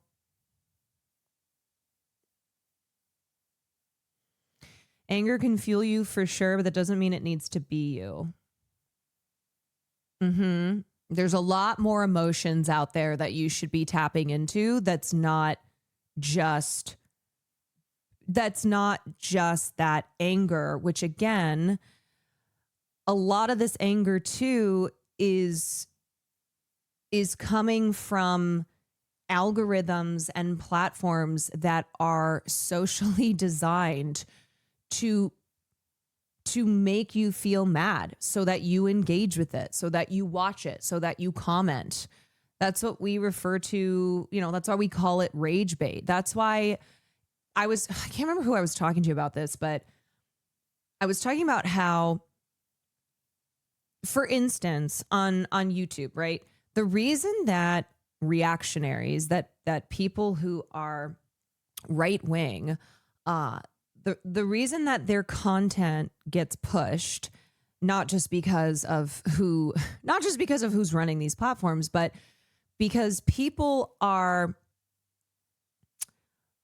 because the framing of a topic in the way that somebody on the right would use, have their title, the way that they would bait people, because they're already making you they're already making you mad before you've even watched the video, versus like on the other side, the challenge of keeping people's interest when people's interest is so fleeting, when we are more and more being trained towards engaging with stuff that's just baiting our rage. That's a hard thing to challenge. You know, it's like me trying to break down something such as how does a smear campaign on the internet happen? That's a harder task than someone who's doing the smear campaign, you know, where if I were to be like, if I were to be a person who's participating in said smear campaign, whose goal is to just rile people up in this really manufactured way, that is an easier task than doing the opposite, which is to like break through all this, break it all down, explain to people, you know, this is why this is designed this way and why this is happening. It's just harder to capture people's focus.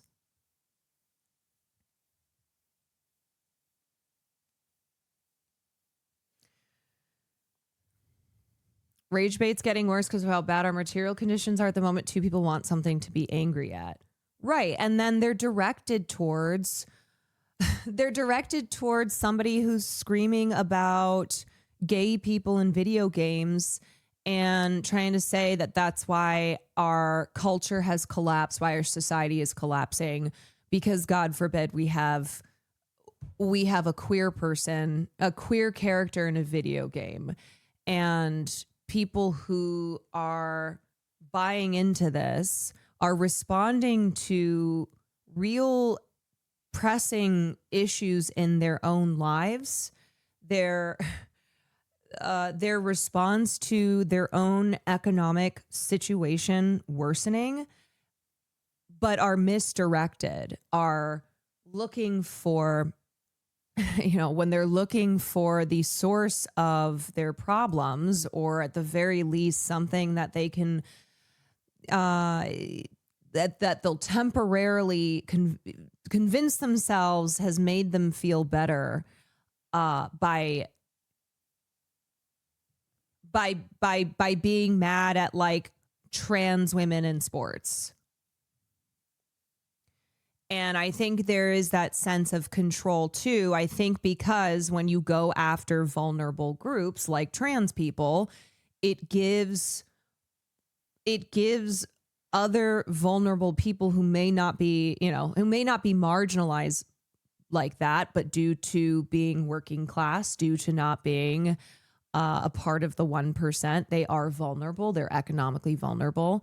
And it gives them a sense of control. It gives them a sense of power. It gives them a sense of, I can actually, you know, we by making trans people's lives harder, by taking their rights away, that's in their minds. They're like, that's progress. Something's actually getting done here, versus trying to lessen the grip that corporate power has on our lives. And that just feels so much bigger and still harder for people to really kind of make those connections. And so instead, they'll turn around and feel some control, feel some satisfaction from using who are, you know, groups who are scapegoats, immigrants, trans and queer communities, Palestinians, you know, homeless people. It's like, that's not fixing your problems. At the end of the day, your situation hasn't improved by making marginalized groups, by making those people's lives even worse.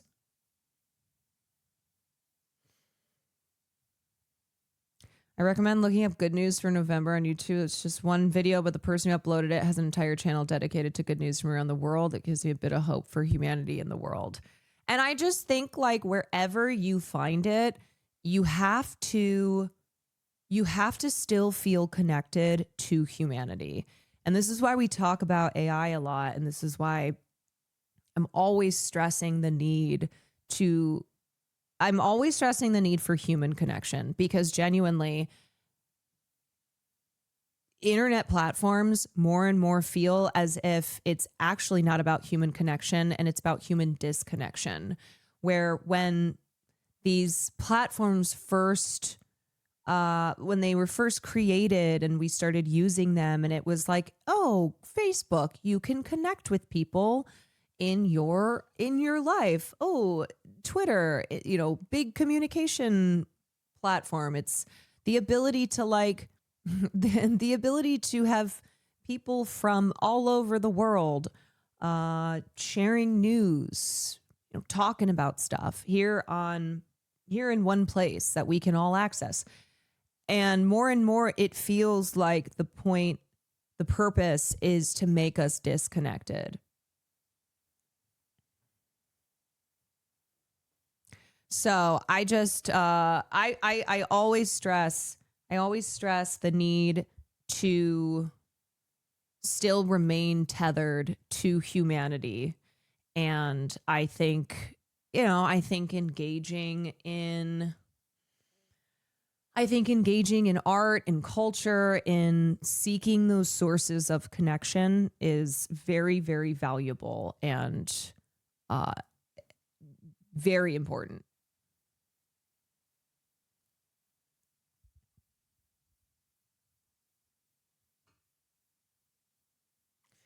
Used to be social networks, and now it's social slop. Satisfied with the good luck I've had. Most people seem to have an idea about death that they are aware of it. In other words, they say, oh, nuts, I'm dead now. They are aware that they're dead. And you're not aware of anything. When you expire, you expire. I don't have any fear of it. For some reason, I can't explain that, but I don't. I've had such a wonderfully full and exciting life that I can't complain. It's just almost like it's accidental. I was having the time of my life doing all this stuff and creating a legacy at the same time. What I've left in the way of children's entertainment and children's music, I believe that's my legacy. Oh, I don't think remembering me is that important. It's the music we leave behind. It's the music we leave behind. No, Filibuster, I don't disagree with you. I explained that differentiation as well, but also the truth is that a lot of people can't make that separation. A lot of people do get swallowed up by anger that is not righteous, that is not a way to like drive you towards meaningful change. And I think that's why there is this kind of pervasive feeling of hopelessness that people feel worse in using social media platforms, that it kind of seems to be more and more so this feeling that it just feels bad. And I think I think it's something you have to be aware of. You have to recognize when you are when you're doing what they want you to do, when you are just getting constantly caught up in being pissed off at everything, and that's just where you remain. I have a friend that calls me out whenever I'm posting something that's rage baity, and I kind of appreciate it. We all do it. I mean, we all, we all participate in it, whether we're posting, whether we're engaging with someone else's post. And I think it's just, I do think it's not that, oh, we gotta end the internet. Oh, we gotta, completely, everybody just needs to completely get off social media. I think we have to have better usage. We have to be forming better habits when we are online. And that's because online is so much of our lives, and the internet is inseparable from so much of what we do. And it is still a tool to connect. It is still like a valuable resource. It can be a valuable resource, which is why I don't agree with these internet censorship laws with stuff like COSA, because of course they are coming from the right with the intention to silence progressive thought, with the intention of like keeping trans kids from accessing life-saving information and community. So it's very nefarious how these bills are actually, what their intent is. But I just think overall, we even if you're like, well, I've been on the internet for 20 years at this point, it doesn't mean that you should not be reforming good habits, that you should not be like, you should not be making sure you're striving to be better at how you use the internet.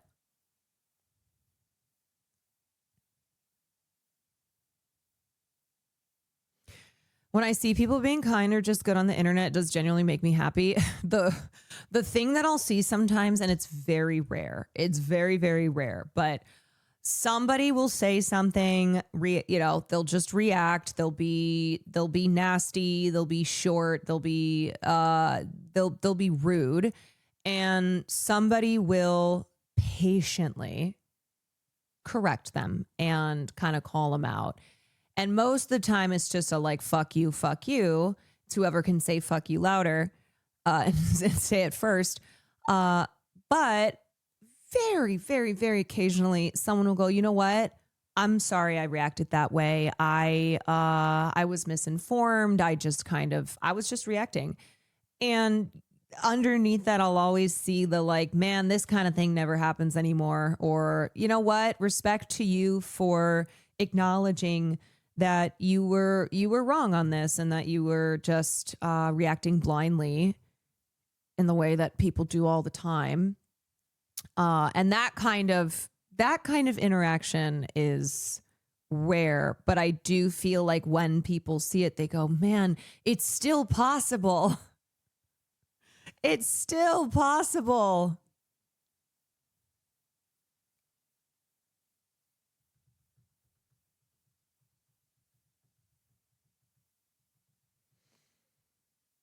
True message, feeling discipline. I remind myself the student pro-Palestine movement, the way they handle rage bait IRL is inspiring, keeps me open-minded. Yeah.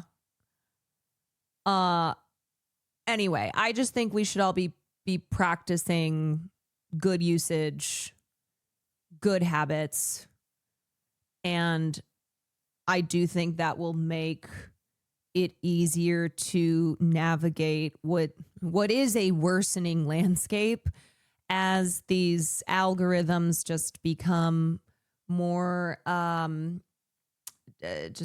designed, more driven towards shit like rage bait. And it's like we know when we look at our timeline, it's like, okay, that's why all this shit's being pushed here. And it makes you think everything is bad and everyone is bad.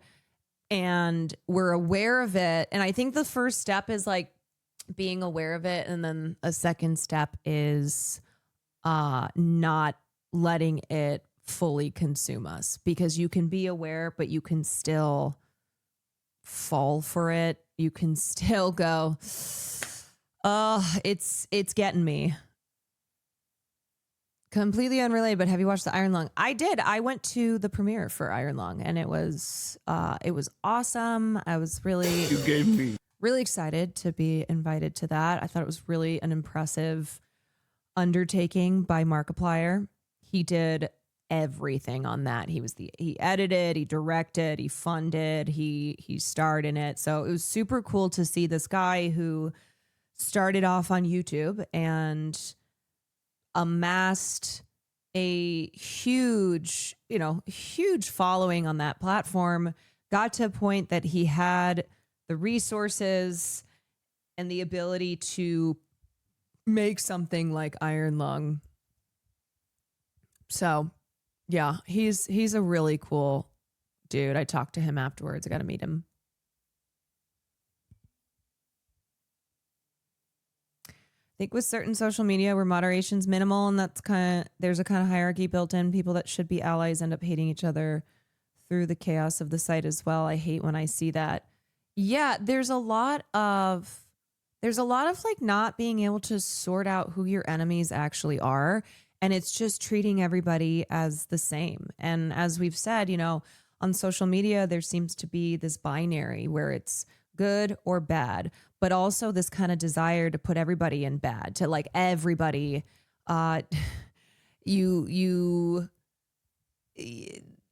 this almost motivation to make everything bad.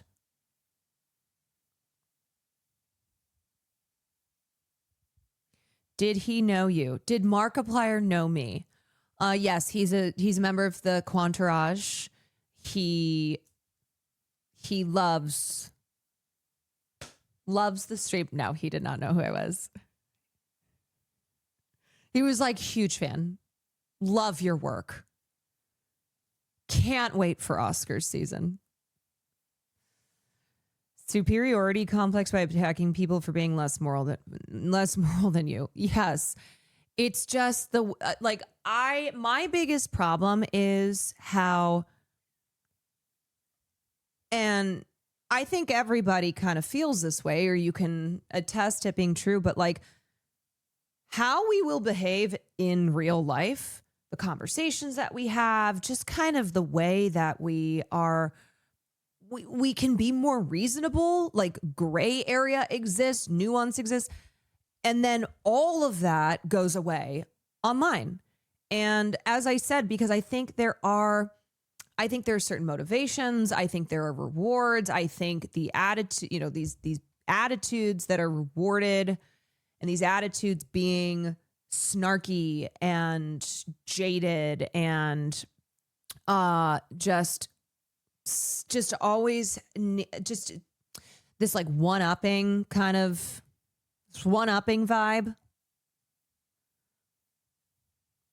It is really a loving to hate things and to hate, like, it's like, oh, I'm better because I hate everything.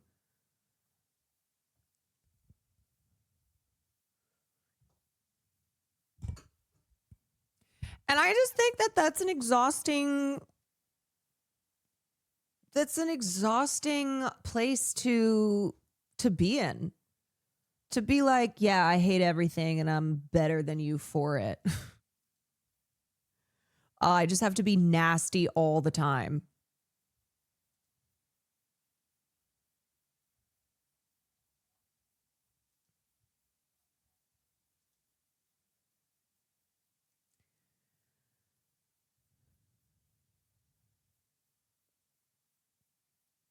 That's why Superman was so good. It was helpful and it was authentic. Yeah, I mean, I think Superman resonated with people, and I know it's a big, it's a big superhero movie, but the idea of being kind and of treating one another as human beings and understanding that we are not each other's enemy, that's punk rock. That's what's punk rock. Normalize caring about things. Normalize being genuine and not just being irony poison. Not having to have this attitude of like, oh, I don't care about anything. to like, caring about things is cool. Caring about things is cool, y'all. When we see, it's like when you see someone who's passionate about something, there's something so exciting about that.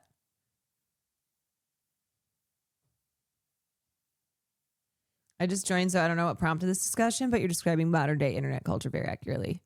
Yeah, well, we were talking about Dick Van Dyke turning 100, and then we started talking about internet culture, and now we're going to watch Skarsgard Squared, Alexander Skarsgard, and Stellan Skarsgard in Actors on Actors. We have father and son. If you do not know, there are a million Skarsgards. No, there are 8 Skarsgard children.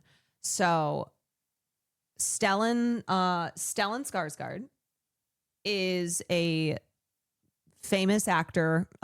He's been around for a long time. And over the years, Skarsgards would kind of pop up here and there. And it'd be like, wait a second, another Skarsgard? And I think there were people too who were didn't even know that Stellan was Papa Skarsgard. Like they would find out, wait a second, Bootstrap Bill from Pirates of the Caribbean franchise is the father of Alexander Skarsgard. Wait, Bill Skarsgård is Alexander Skarsgård's brother? You go, yeah, well, first of all, they have the same last name. How many Skarsgårds are there? But also, there are a lot of Skarsgårds. So Stellan Skarsgård has 8 children. The most famous ones being Alex Skarsgård, Bill Skarsgård, Gustav, I think would be next. And then the other ones are younger. I know another one has recently gotten into acting. Walter, I think Walter Skarsgård. He's been acting in some stuff as well. But yeah, so it is the Skarsgård family tree. And you just made that one up? No, I promise you. It's Alexander, Bill, Gustav, Walter, Aja, Sam, and then Ossian. Very Swedish. Swedish AF. Mamma mia, here we go again. This is the one Nepo family I want more of. I gotta be so for real. I'm right there with you. The Skarsgårds are one of my favorite acting families, especially Alex and Bill. They're both like little freaks in their own way. And then Stellan is super rad. We went over an interview with him recently. He's dope. He's very, very talented and just seems to be also a rad dude. Mathematically, one has to be evil. It's probably little Ossian, the youngest one. Which one was in Mamma Mia? Stellan Skarsgård was in Mamma Mia. All right, so let's take a watch. Life. I gave you life. We were dancing around each other like 2 dogs sniffing each other's asses, you know. Looking back on it, maybe it was a bit of fucking. I felt so.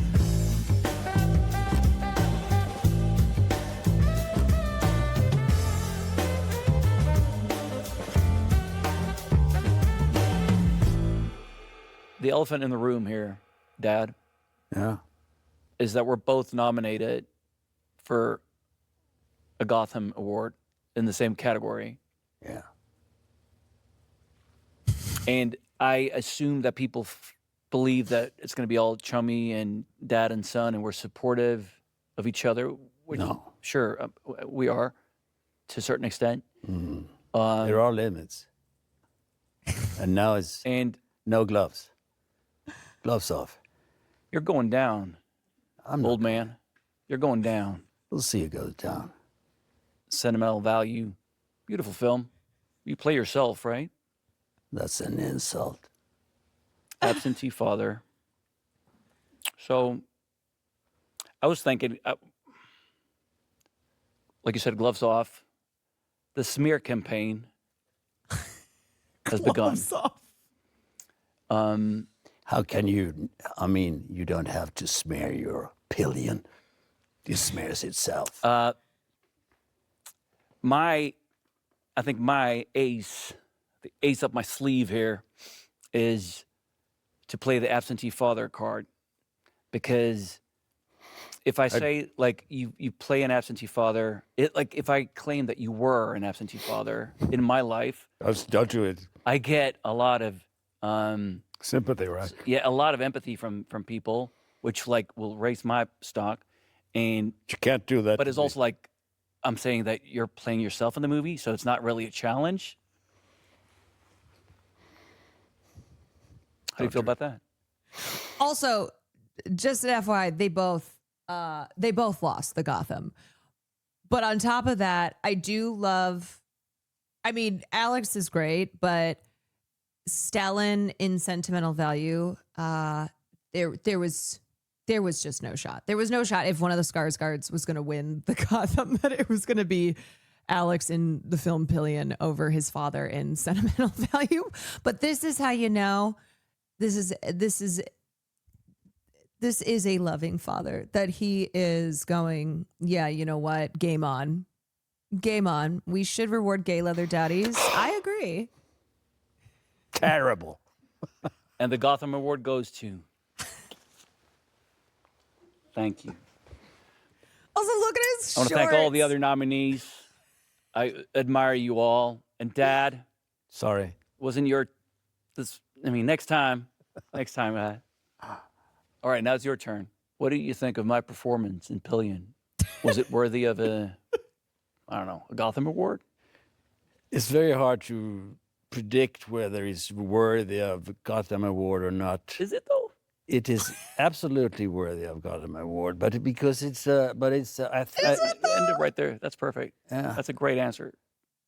I hope you're not expecting a birthday present, Colin. No, I'm not. It's just, Mum, she wants to meet you properly. I think it was a very moving and a beautiful film, and I had a lot of fun seeing it. You showed me sides of you that I had never seen before. I just have to say, Stellan Skarsgård and Alexander Skarsgård greater than Arnold Schwarzenegger and Patrick Schwarzenegger. I'm just saying it. The two of them having this conversation. Literally. Literally. What was it that caught your eye? What was it that made you do a first-time director's film? Well, it was a love story set in the world of BDSM.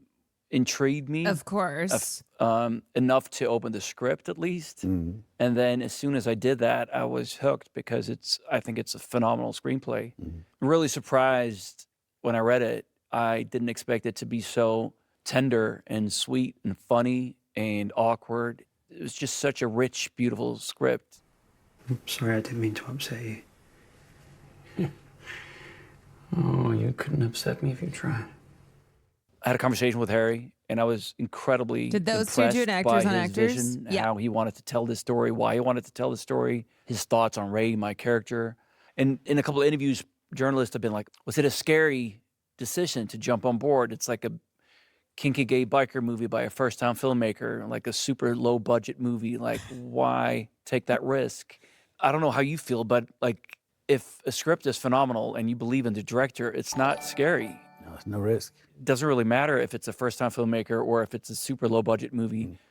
I'm scared if I'm not crazy about the script or if I have reservations about the filmmaker. That's scary to me. I thought it was a phenomenal script. Whispers, and thank you for the 10 really months. believed in Harry. So I 100% knew that I wanted to do this. So it wasn't a tough decision. I loved it. Peggy, Peter, Nice to meet you. Right. How'd you do? Time for a quick drink? When I wrote my horror script, China Doll, Alexander Skarsgard, that was my dream casting. That was who I'd had in mind when we were writing this role. And all I'm saying is the man doesn't care about it being a low budget film, about it being like first time filmmakers, writers, as long as he likes the script. No, thank you. Not when I'm writing. No, of course not. What was I thinking? It was a really incredible weekend we had at the Telluride Film Festival. Because you were obviously there with Sentimental Value, and I was there with Pillion. And it was one of those rare occasions when you're at a film festival where you actually get to watch other people's movies. Usually you dip in for 48 hours, and it's press junkets and screenings, and then you're out. But this was lovely because we were there for 3 days. All we had to do was basically one Q&A each. So it was really time to hang out, get drunk together, be hungover together, see each other's movies. And that was an incredible experience. Watching Sentimental Value with you next to me was something I'll never forget. So great to see you again. There's a cafe a couple of minutes that way. Rachel will let you know when we're done. It's an extraordinary film, and also knowing what you went through the years leading up to it, and then to watch that. And obviously, it was a 9 a.m. screening, so I was a little hungover, so I was very fragile and emotionally open. So I was. It really gets to people when they're slightly fragile, right? Yes. Yes. Yeah. Like any film does. Yeah. I was fragile.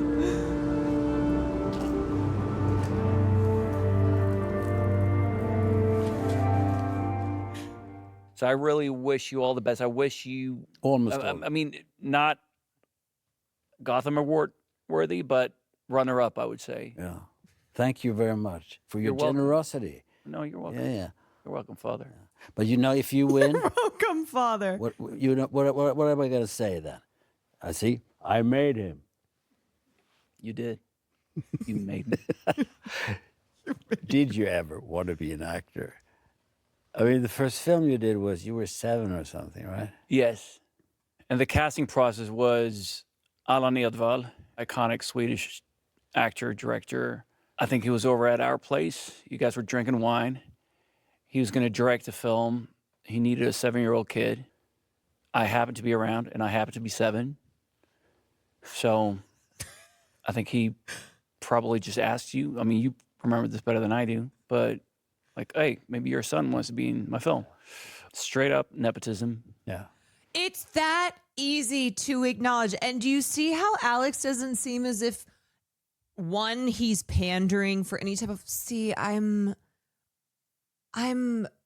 of the people because I'm acknowledging my privilege here. He's not being, faux relatable in that sense. He's not being obnoxious, but he doesn't have a fucking chip on his shoulder. He's not trying to prove something, being like, yeah, but I work really hard, and it's just not fair because really the Skarsgard name actually provided obstacles because how do I know that they hired me because of me and not just because of my father? It's like, no, he's just, he's like, yeah, no, it was straight up nepotism. How did I get into acting? I don't know. I was 7. You were doing this movie. The director needed a kid, and he probably just asked you, does your son want to do it?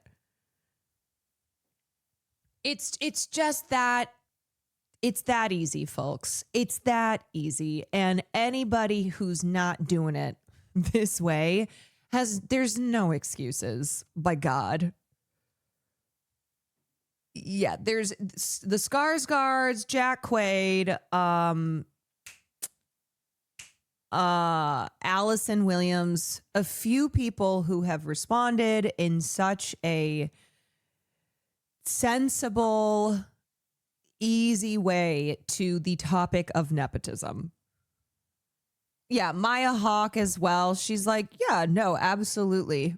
Absolutely.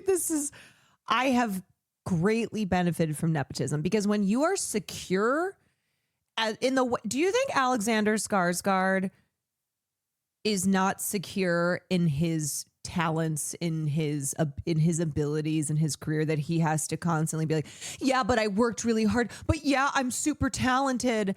And so, okay, sure, my father's famous, but it's just really frustrating to me that people are constantly bringing, he doesn't give a fuck. He's just normal and chill about it. I have to audition like anyone. I'm just like everyone else out there. Let the art speak for itself. Exactly. Yeah, and that's why, too, the comparison with the Schwarzeneggers, where Patrick Schwarzenegger, who's like, oh, well, you know,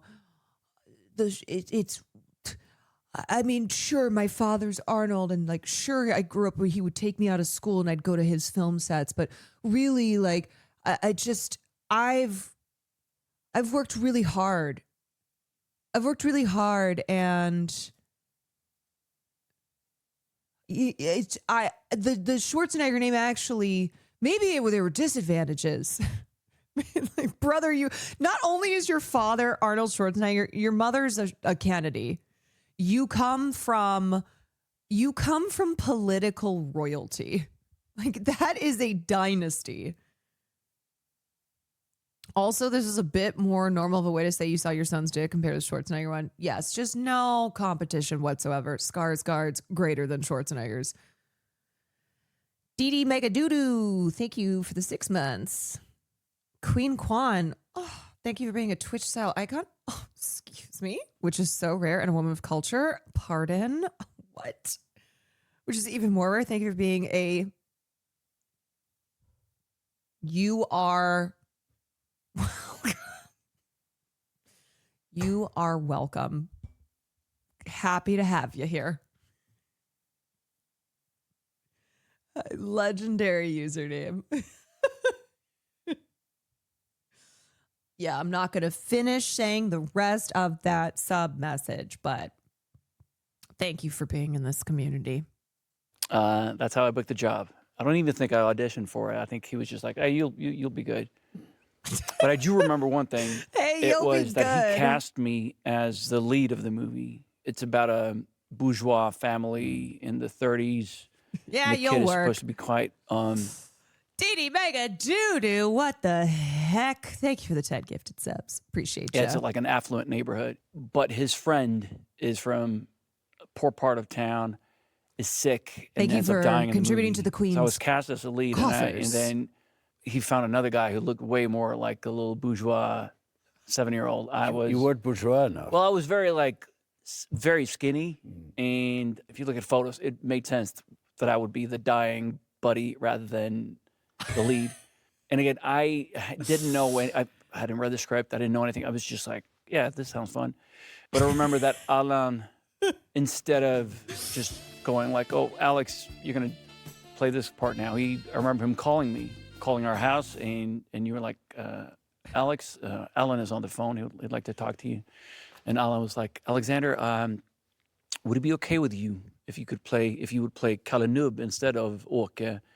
And then he went into like the reasons. Well, he didn't say that I was malnourished, but he said it's like, I think it's a better fit. And at the time, I was just, oh, yeah, sure, that sounds great. You got the emaciated when I child look back gig. on it, it was a really cool thing to do. I was a kid. He could have just been like, it doesn't really matter. Like, you can just, I didn't know the difference between the characters. I hadn't read the script, but I thought it was like a really respectful thing to do, to be like, Alex, I want to talk to you about creatively. How do you feel about this? Yeah, he discussed it. I mean, he was one of the biggest actors in Sweden. Yeah, and we're both in the movie. Yeah.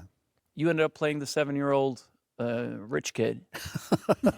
No, but you played a neighbor. Really horrible. Really horrible neighbor. Yeah. I didn't answer your question. I didn't want to be an actor, I guess. Maybe you don't know even now. I'm still trying to figure it out. What I want to do when I grow up. That's something you got to wait till you're mature enough to make a decision about it. How do you have you landed? No. comfortably I in the mean, decision this that is you as want long to as I grow make up? a lot of money and have fun with this. I'll do this till I know. Yeah. What I will do. You still want to be a firefighter. You haven't given up on that dream, huh? Never give up on your dreams, Dad. No, I would. Yeah, but you were playing consumption very well. Thank you very much. Yeah, and you really looked dying. Actually, the smaller role that you did was a much better role. Don't you agree? than playing a sort of the straight guy. I mean, it was a very juicy part. Not you that got I to die. Consumption. I got to die. I did not walk away from that production thinking this is what I do for the rest of my life. I remember craft services. I want was to play great. malnourished my whole life. You got free Cinnabons, which was exciting, but that was it. I didn't want to be an actor. No, but and I mean, it's about the same time you told me that why can't you have a normal job and work with data and drive Saab like everybody else does? Yeah. So you And didn't wear a suit, goddammit, instead of like your weird hippie sarongs and or nothing. Yeah. My dream was to just kind of for my family to drive be normal Saab and is fit so in funny. and be like everyone else's family.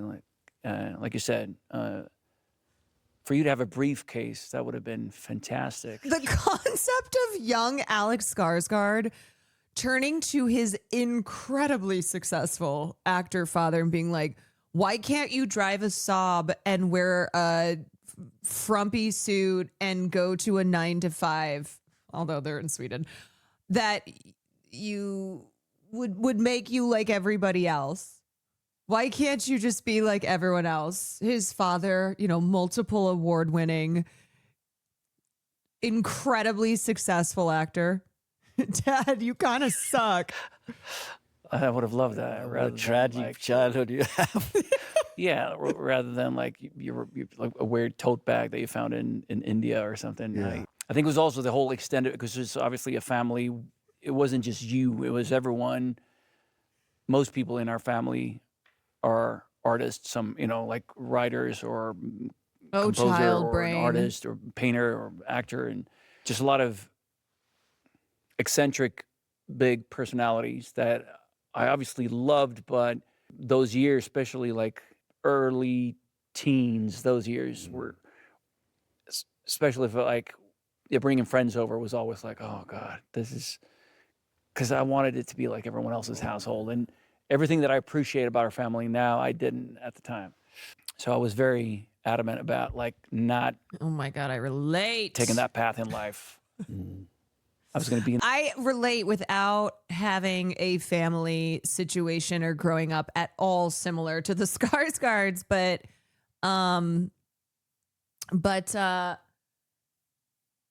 yeah, the things that I love about my family now and how grateful I am to have a huge family and to have just all these crazy, wonderful people in my family were things that I couldn't stand when I was a child. I was like, I just need to get away from this. I wish why can't we be like everybody else everyone else seems to have 2 kids. Everyone else is just white. Like, why do we have to stand out by being half Asian? We have so many kids. It's like, is there anything we can do here to just blend in a little bit? Just blend in a little bit, we already stand out enough because we're Chinese.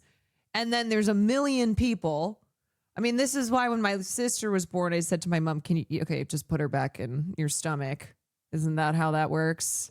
And when I was a kid, I used to seek any solitude, any privacy, because my household was so jam-packed. And so I discovered I could open up the window and go out on the roof. And then one day my younger sister discovered my roof spot.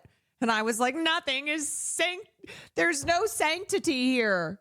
Nothing is safe. And now as an adult, I can't imagine my life without my family as the way that they are. I will never forgive myself for telling my mom to make me PBJ instead of Indian food for lunches just because kids were mean. Ugh, kids are so mean. But also it's something that I think when you're a kid, you do want to blend in. You do want to be like everybody else. And if there's anything about your family that kind of sets you apart, you're like, oh God, oh no. Why can't we be like everyone else? Why can't you just drive Saab? I thought you were going to say now as an adult, I sit on the roof. Now as an adult, I have that space, but every day I miss my family, and I would share that spot on the roof if I could see my sisters more than I do now. In a cubicle, I was going to drive a Saab, and I was going to have that beautiful briefcase. One day I might. Yeah, one day you might. But you went on then. But you did some TV series when you were in your early teens, right? Yeah. That was a disaster because you got too popular. That was a disaster. It wasn't a TV series. It was a short, like a 50-minute film called popular. The Dog Who Smiled. And back then we only had 2 channels in Sweden, and it got a little bit of attention enough to make me freak out. After that, I was like, I don't want to do this at all. As opposed to Gus. I love that I explained to you who Gus is. Gus is your second son. Oh. Yeah. I remember him. Your second favorite son. Yeah. That's good that you told him that. I mean, if he sees this, he's a middle Gus, child, my brother. which is the worst thing to be, because nobody. But he still claims to be the middle child, even though he's like number 2 of 8. How's that a middle? Yeah, but well, to him, it's middle. In his mind, he'll always remain the middle child. But yeah, he always wanted to be an actor when he was a kid. He always knew that. But I was the opposite. And again, especially after making that movie when I was 13. And it wasn't a hard decision. It wasn't a hard, walking away from it. Because again, it wasn't like I was pursuing it. I was just like, poor Gus. Nobody was. I'm going to miss those free Cinnabons on set, but that's about it. Yeah. So I didn't act for another, it probably took like 8 years till I found my way back. Well, if you work with data, you can afford to buy your own Cinnabon bonds. Exactly, Yeah. exactly. So That was my that's what I am not mentally a middle child. No. I am for sure. I'm oldest child. Even though I have an older sister. No, I do not have middle child energy or mentality. That is a lie. I failed. You failed. I mean, trying to have a normal I am life. eldest daughter. We are the daughters of the witches they couldn't burn. Clearly, we're sitting here with no briefcase. But you went into the military, became like a Swedish Navy SEAL, or I mean, you were really one of the tough guys. But did you do that in opposition to me to sort of provoke me in a way, or was it just by chance? I don't think it was an act of rebellion. I don't know. I was kind of lost, and I was like, I didn't know what I wanted to do, and I read about this unit, and I thought, like, this sounds pretty cool, and I don't know what I want to do, so maybe why not spend a year and a half doing this, and saw it as kind of a challenge in a way, mentally and physically. But then looking back on it, maybe it was a bit of fuck you. I felt fucked. Your I remember telling you guys that I was going to join this unit, and This is I don't know if healing. I hoped for a bigger reaction, but I remember that you guys were just like, "Oh, cool, whatever do we have for dinner?" Like that was basically it. So it wasn't like. But you don't know what happened inside me. What did happen inside you? What happened inside me? Oh, fuck, and I said, "Okay, cool." So it was. I mean, you're a tremendous actor, Father. 'Cause I never thought the fuck you inside. Yeah. It worked. It worked with the fuck you. Oh, did it? Yeah, to a certain extent. I mean, I'm not a kind of father who says, "No, you should do that," or "You should do that," because I don't interfere in your decisions of life in that way. Wow. I mean, being a military sort of evader like me, it felt like, oh wow, he's chosen that. But then I thought also, of course, that maybe it's just a fuck you thing. Right. But I also knew that all of you 8 kids, you have different ways of approaching everything, and how to approach life, and how to find your way in life. I mean, maybe I'm lazy, but I think it's best to let you do it on your own and hands off thing. If you want a confrontation and all you get is like, sure, that sounds great, that kind of diffuses the situation and the tension quite a bit, even though you deep down you might feel more. But, and I'm not talking specifically about when I joined the military. I remember like quite frequently you'd be like, yeah, well, do what you find it your own way. All right, cool. Well, I'm not sure I agree with that, but do it. Like, It was hard to kind of get that. It was like, oh, well, that's then interesting. How did you get out of the military? Because like when I joined, it was semi-mandatory. It was like on the cusp, but when you were a teenager, it was mandatory. Everyone had to do it. Yeah. I kind of feel that too, because my dad is similar in the regard of my dad is super chill and he's great. He was always like, I just want he's like, whatever makes you happy. I go, but Dad, I need some guidance. What should I do? Who should I be?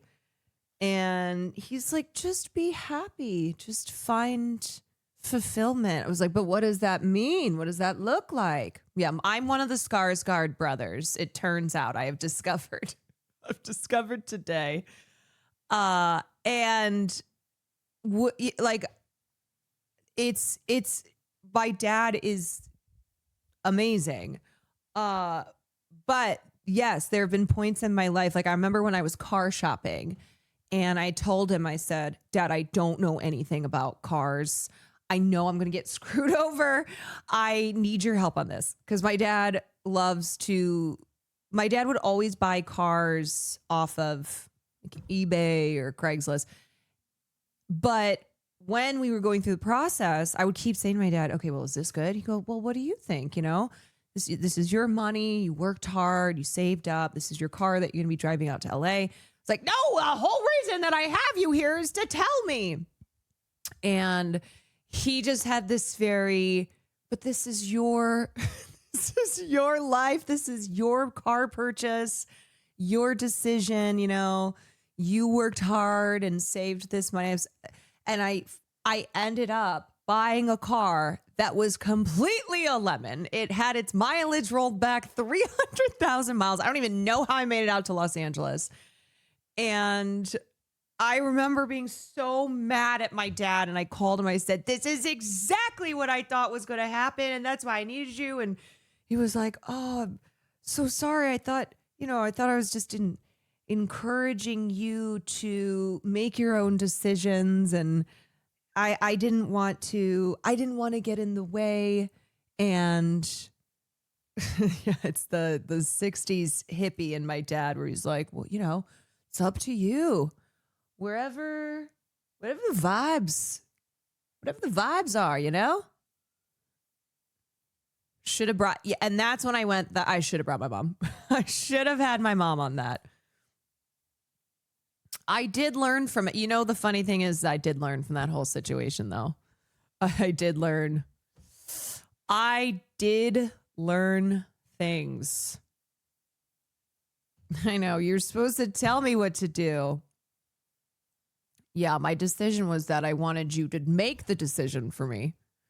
Angry Bullet, thank you for 28 months. It was mandatory, so you know you'll be gone for a year doing things that you don't like. So I got the draft order, and I went to a friend who worked at a drug rehabilitation institution, RFHL, and I made him write a letter to the draft board saying basically that if you feel that Skarsgard is fit for doing the military service, then keep him under special surveillance because he might influence other kids as well into this drug addict that he has. It was hashish, he said. Yeah. He smokes hashish. And at that time in Sweden, it was not very common. So everybody it took hours, 4 hours later, I got a message from the draft. Don't move. Don't come here. Don't go near us. And so very smart move. Yeah, so I cheated myself out of that. Well, I did smoke some hashish, but it wasn't that bad. But you were definitely pursuing acting at that point, right? I was. So it wasn't like you were searching or trying to figure out what you wanted to do in life. I was working as an actor in the theater. I was working. I've done it all my life, and I quit school when I was 17 to pursue it. There's no way that guy's 100. That is not Dick Van Dyke.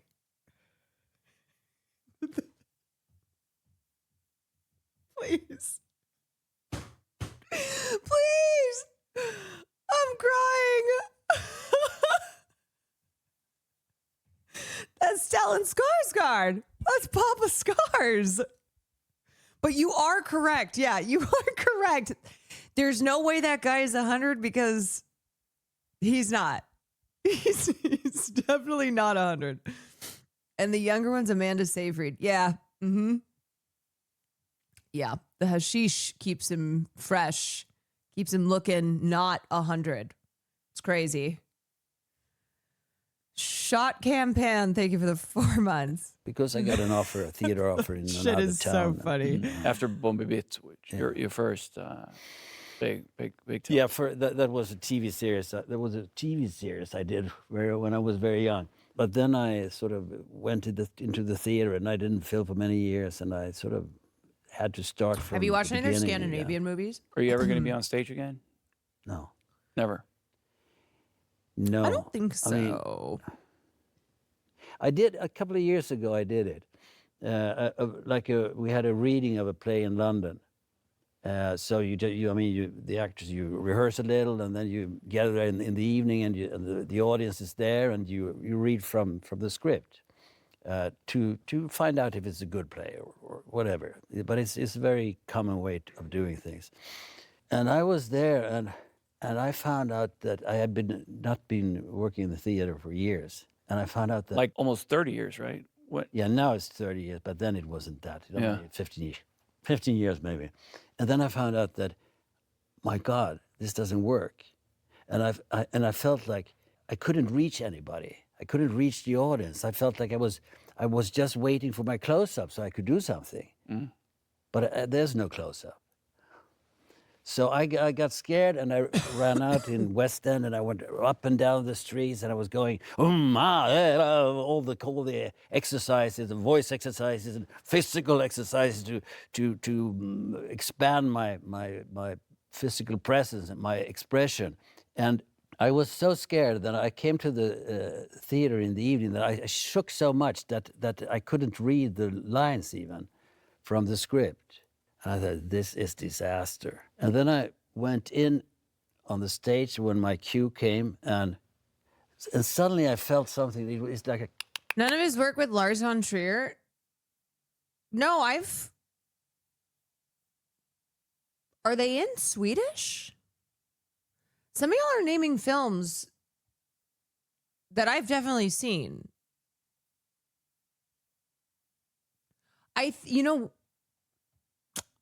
I think maybe I read Chatter's comment as films in which Stellan Skarsgård's, like, everyone is speaking Swedish,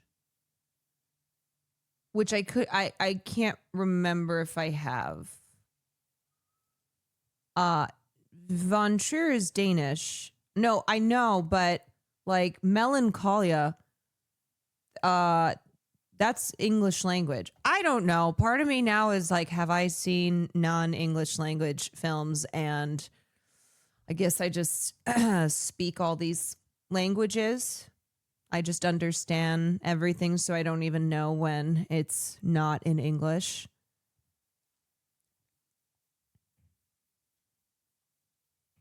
He's in Nymphomaniac. I've watched that one. Is that not in English? I don't know. I can't remember. I've seen these films though. Is Nymphomaniac non-English? Oh,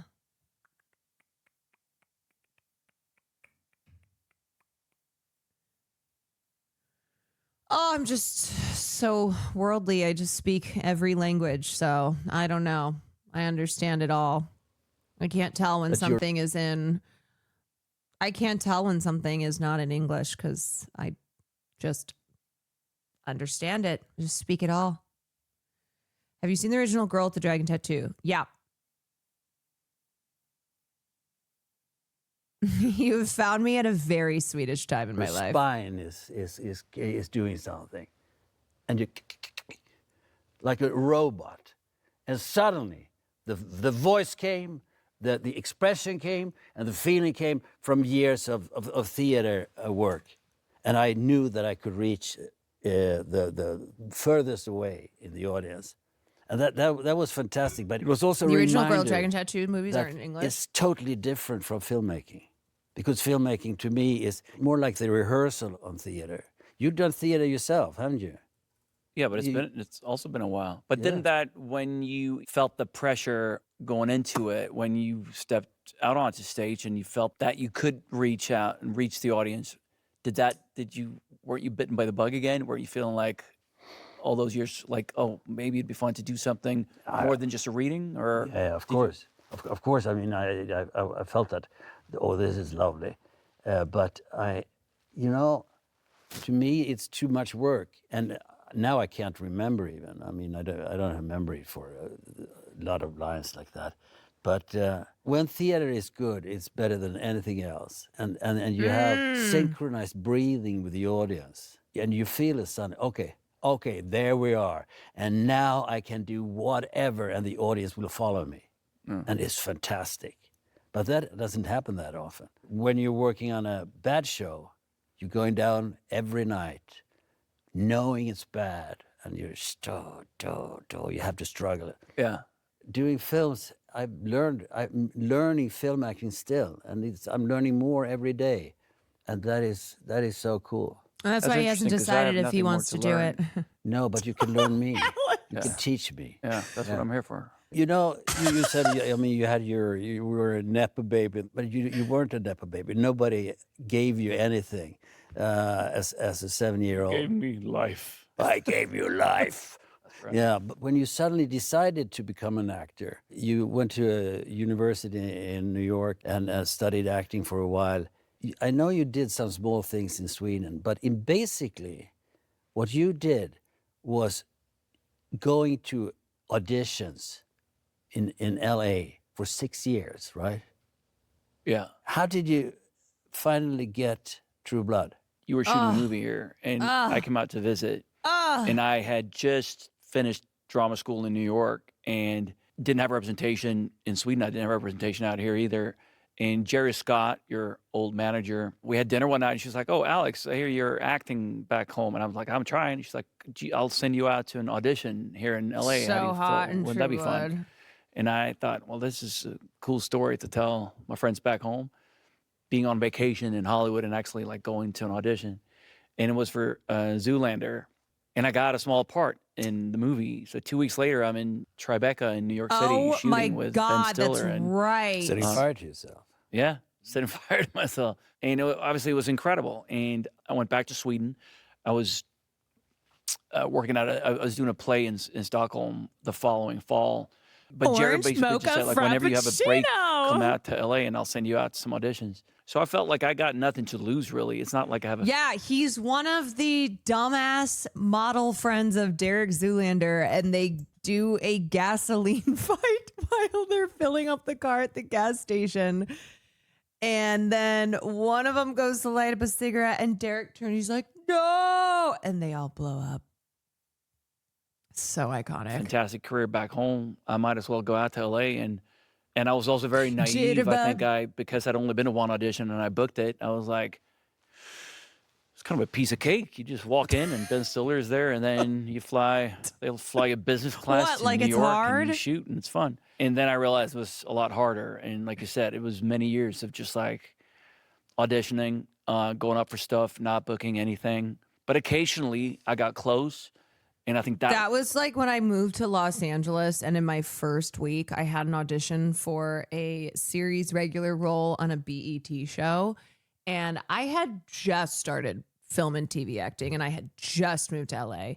And I got all the way up to a chemistry read, and I auditioned in front of John Singleton, rest in peace. And I had a conversation with him, and I literally was like, "Oh my God, I'm gonna book this role. I've just gotten to LA. That's crazy." I thought I was gonna have to spend years toiling and going to auditions, and honestly, That was a lot faster than I thought it would be. And then I ended up not getting the role. And that was the beginning of realizing, oh, yeah, no, this is really competitive. Oh, this is something that you will get so close, and then you don't book it. It doesn't matter how close you get. I mean, it does in some instances, because maybe a casting director remembers you, or just the maybe little motivation it can give you of, hey, you are great. Hey, there is something that people see in you. Just this wasn't your time. I can't remember what the show was. I genuinely cannot remember what it was called. But anyway, yeah, that was just my when I didn't book it, it was disappointing, but it wasn't crushing because I was still brand new to LA and I had not spent years at that point. It was not a, oh, this is the 100th time I've gotten this close, only to not book the job. BET show. So not Breaking Bad, but yeah, close. Was enough fuel to keep me going, to be like, oh, I almost got this. And someone more established would come in and take it at the last minute. But like, there were a couple of times where I was like, at least I'm like in the game. Mm-hmm. And that gave me a little motivation. Plus, again, like I was yeah, that's what how I felt as well. Maple Takes, thank you for the raid. What up, everybody? Welcome in. We are watching this fabulous conversation between father and son, Father Skarsgard and son Skarsgard. And this is the Variety Actors on Actors series. So get cozy. Welcome in. Hope y'all have had a good day or night or wherever you are so far. Maple, thank you for the raid. Having a lot of fun out here. I was like auditioning. I had a couple of friends out here. Are I wasn't they cool? working. Oh, dude, Stellan Skarsgård is. I mean, Alex Skarsgård is awesome. I love him too. But Stellan Skarsgård is very based. He's one of those actors that you see a quote from him and you're like, hell yeah, that dude's awesome. You know, we all rented a small apartment together, and I was quite happy. Of course, I wanted to book something, but again, like, it was fun, exciting time to be out here and almost getting stuff. Oh my God, I Googled it. The show is called Rebel. Oh, yeah. Rebel. Whatever happened with it? It was this. Wait, Giancarlo Esposito of Breaking Bad was in this show? What? There are 9 episodes, 1 season. Yeah, I did a chemistry read with Danielle Monet Truitt.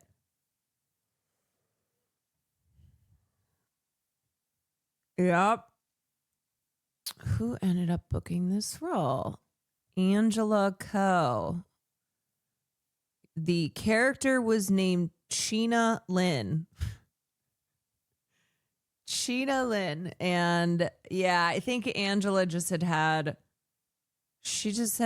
more work.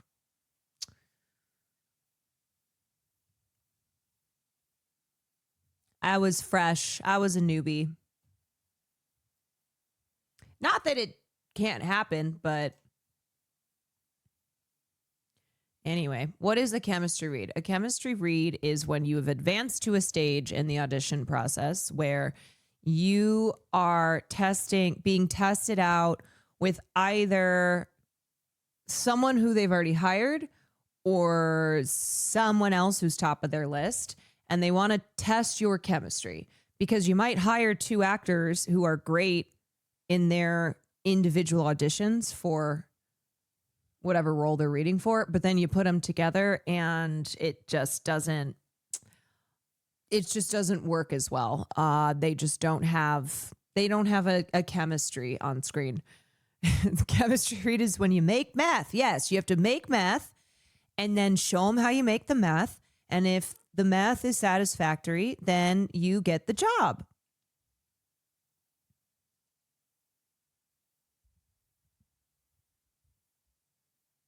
But yeah, that's a chemistry read. They're just testing to see if you have chemistry with the other actor. Was enough to keep me going. And then once a year, I would go back to Sweden. If ever I booked, a little job and go back to Sweden, do that, save up a little bit of money, come out here and keep going. And then after 5 years. Also, you might have chemistry, but it might be just, it just might be a different vibe, you know? It's like, okay, I know this is not something I have to keep explaining, but for instance, in streaming, there are probably streaming pairs that y'all love more than others. And it doesn't mean that other duos aren't fun and make good content, but sometimes there's just that vibe, that connection, that chemistry between two streamers when they do content that it just sizzles. It's just ends up being your fave. What's going on with this guy's shorts? It's called Fashion Sweetie. I auditioned for True Blood as they were getting ready to shoot the pilot. I auditioned for Bill, not the character I ended up playing. Didn't hear back. Didn't expect to hear back, but it's like one of those, pilot season, you go out, audition for a lot. And I finally got a job, and it was Generation Kill, a miniseries for HBO about the war in Iraq by David Simon and Ed Burns, who did The Wire. And it was just incredible. I couldn't believe my luck. It was an amazing role in an amazing series by amazing filmmakers. And I had been up for really bad stuff. I auditioned for everything. I didn't have, beggars can't be choosers. It wasn't like I didn't feel like I auditioned for like a jock in a bad horror movie or like anything. So the fact that I didn't get any of those, and the fact that the first job I get is, and I mean, to this day, one of the best things I've been part of. Like the script was so good, and it was a phenomenal project to be part of. And we were in Namibia shooting it, and then HBO reached out, Alan Ball, who created True Blood, and they had shot a couple of episodes already, and they were looking for Eric Northman, and reached out and asked if I was available for another audition for this role as opposed to Bill. And I wasn't. We had 3 more months to shoot in Africa on Generation Kill. So it looked like I wouldn't be able to, again, it wasn't an offer, but I wouldn't be able to audition for it. But then the writer's strike happened. And because we were already shooting Generation Kill, we could finish the show. Mm-hmm. True Blood was being written, so they had to push it. So I was able to finish up Generation Kill, come back to LA, audition for True Blood, and did a couple of callbacks of that, and then started shooting. True Blood was great, and then 7 years, and it was a blast. So I know you were nervous going into. I actually have been wanting to rewatch True Blood to the shoot. You mean because of the stroke? Yeah. I wasn't that nervous because I had made season 2 of Andor, and I made the second part of Dune after I had the stroke. I mean, I was in the hospital, I had a stroke, and I called Tony Gilroy and Denis Villeneuve, and I say, well, this is the case, and we don't know what's going to happen. And they were very supportive, and I said, I know I can fix this. Let's do it. Did you feel that? Like, I know I can fix this? Or yeah, I felt I could, but I didn't know how to handle this sort of earwig thing. But with the earwig thing, the civil rights analogy is rough. To be rhythm is very important in the scene, right? So the guy talking in my ear. Yeah, it might be one of those that.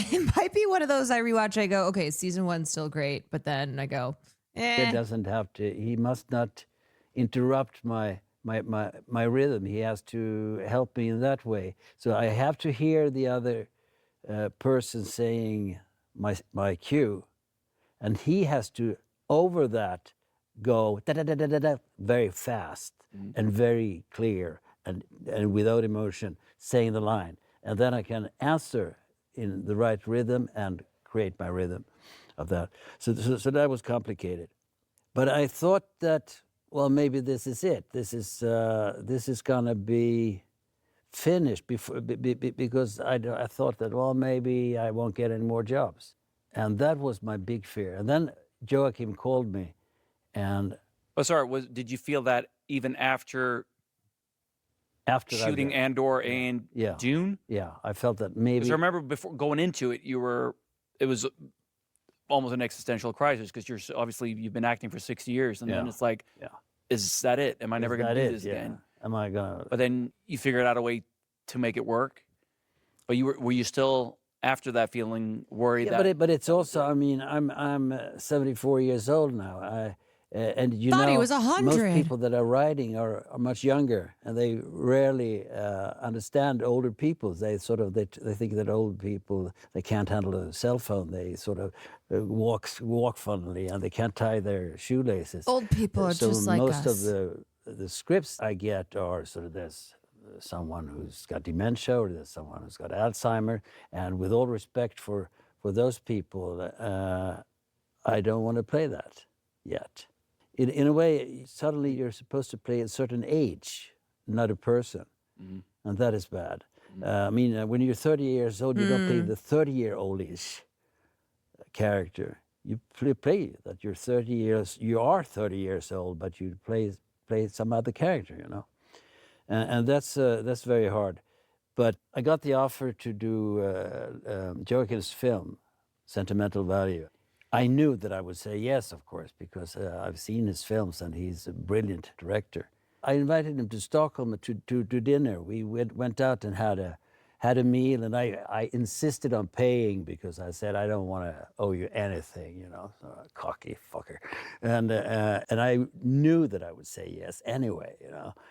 And I got the script and I read it, and it was fantastic and very sexy and beautiful, and I knew I would say yes. But I still didn't say yes immediately for some reason. But eventually he said. And why was that? Why did you not commit? No, because he was sort of being a little shy himself. So we were dancing around each other like two dogs sniffing each other's asses, you know, sort of feeling how do you smell your feces smell? Can I trust you, and stuff like that. But of course, clearly his feces smelled pretty good. Yeah, it smelled very well. Yeah. So we decided on it, and then his process is crazy, is brilliant. I mean, he contacted me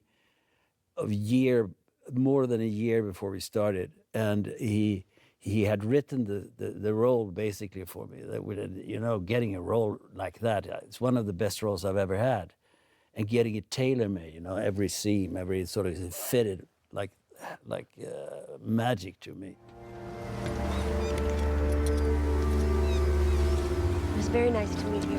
Very nice.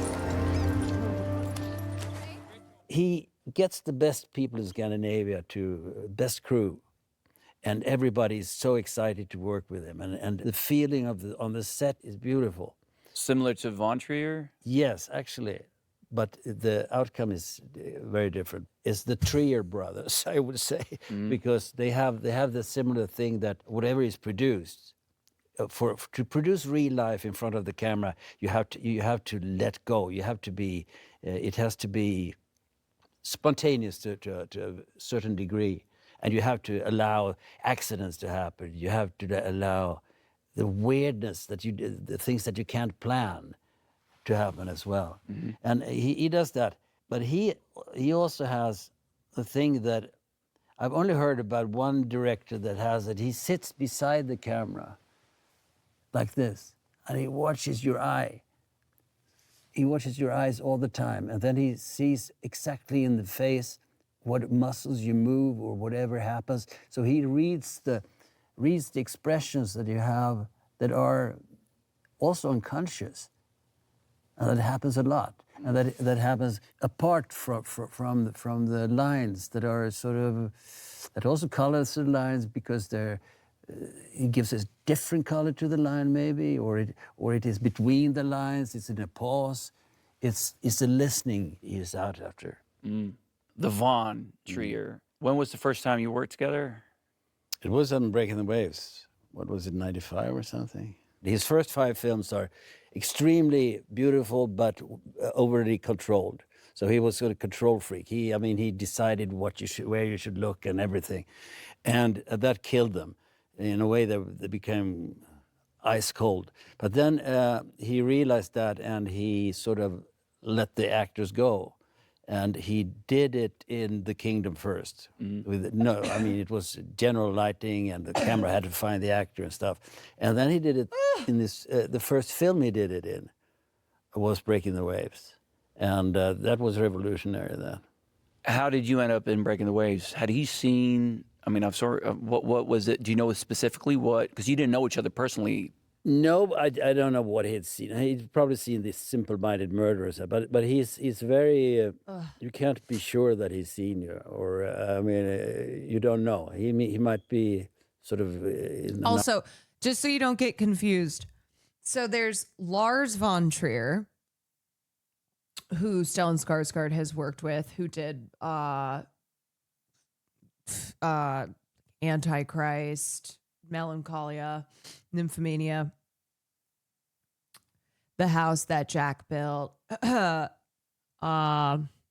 Dancer in the Dark, and then there's Joachim Trier and his brother, who's also a director. Sorry, I feel like I'm going to sneeze again. I hate that feeling of when you're good. Okay. Anyway, so just so you're not confused between the Triers and then Von Trier, they are they're all Danish. They're all, I think, the Triers are Danish, Norwegian. But yeah, there's Von Trier and then Trier. In another universe, and sometimes. So that would technically be his first Dogma film? No, Right. it almost Dogma film, but it wasn't. It wasn't a Dogma film because Dogma films are much more restricted. But it's all about him taking away his tools and taking away. So going into it, you didn't know what to I didn't know. anticipate, But I realized very fast that this was something else. The camera followed you. Each take was different, and everybody did it all different. They just followed us, whatever we did. Me and Emily Watson. Yeah, she was fantastic.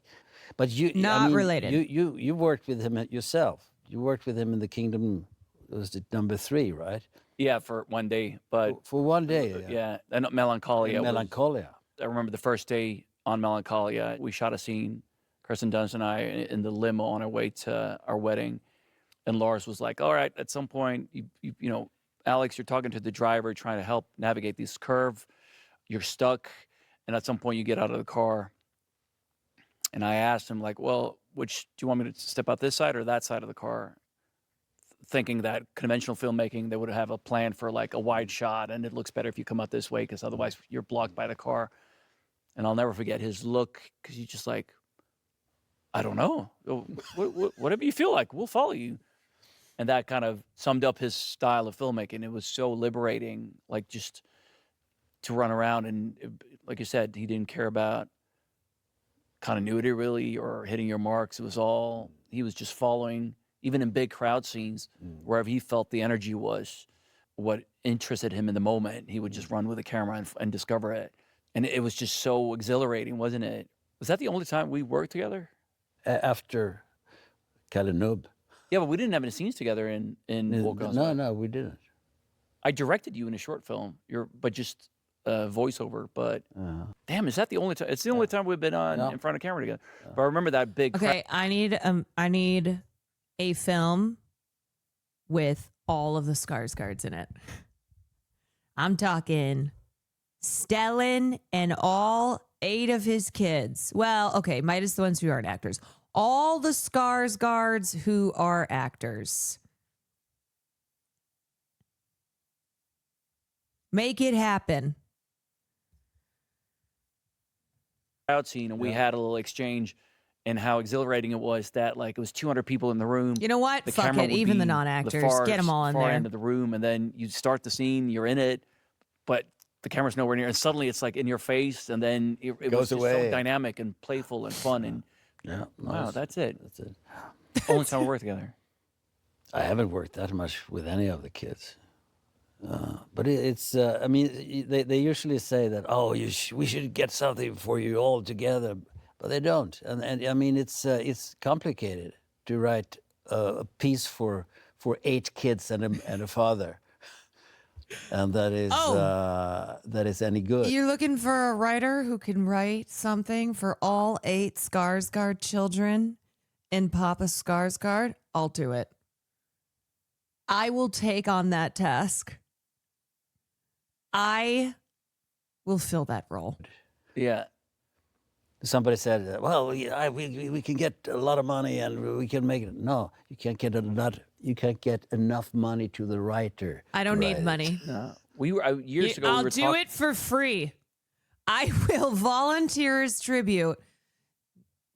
No money. Pro bono. Pro bono. Just so I can hang out with all the Skarsgards. Talking about maybe doing Long Day's Journey into Night on stage. Remember that? And then we talked about doing a film about it too. In a set in the West. Yeah. That never got made. It's a cool script. It's like Long Day's Journey into Night, but it's the auctioneer family. Yeah. And the cattle barn is sort of on the verge of bankruptcy. Yeah. But this is an awkward goodbye, huh? First we sit here now, we're quiet, right? Are you directing me now? Yeah. I've never directed you. So it's about time. So and then we do sort of we just and then go. Sorry, I'm not buying it. Can you do and that? But then we can do this has been great. So we do the other one. Well, this has been interesting, Father. I guess next time I'll see you will be at the Gotham Awards. This is awkward. Best of luck. Break a leg. Ow! I broke a leg. And cut. We do it It's perfect. It's in the movie. Can you guys believe this? Yeah. Come on. A normal one. Well, this has been great, Father. I've really enjoyed our time together. I don't believe in that laughter. Let's hug. Go down.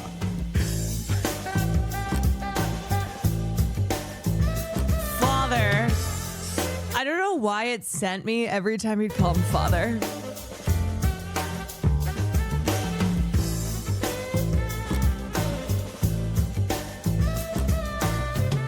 I love the actors on actors. Little jazz music.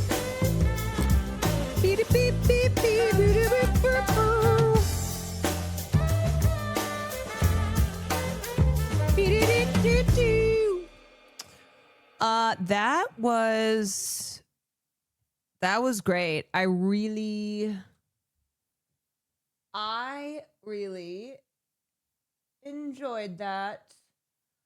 Are all the Skarsgards from the same parents? So 7 of them. Let's see. 1, 2, 3, 4, 5. Wait, 1, 2, 3, 4, 5, 6.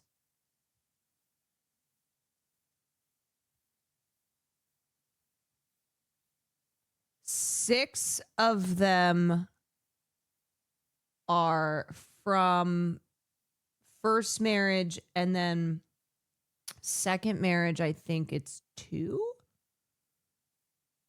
Well, there's 8 of them, so it'd have to be 2, but I'm looking online. It's only listing 1. Oh, God, not 6, 7. End it all, please. No. We cannot have Stellan Skarsgård exist in a world where 6'7" also exists, okay?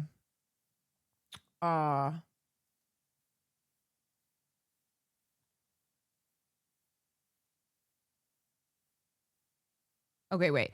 Swedish actor married Megan, a film producer in 2009. This followed his 2007 divorce from his first wife, with whom he shares 6 children. So Bill, Alexander, Gustav, and Walter, who are all actors.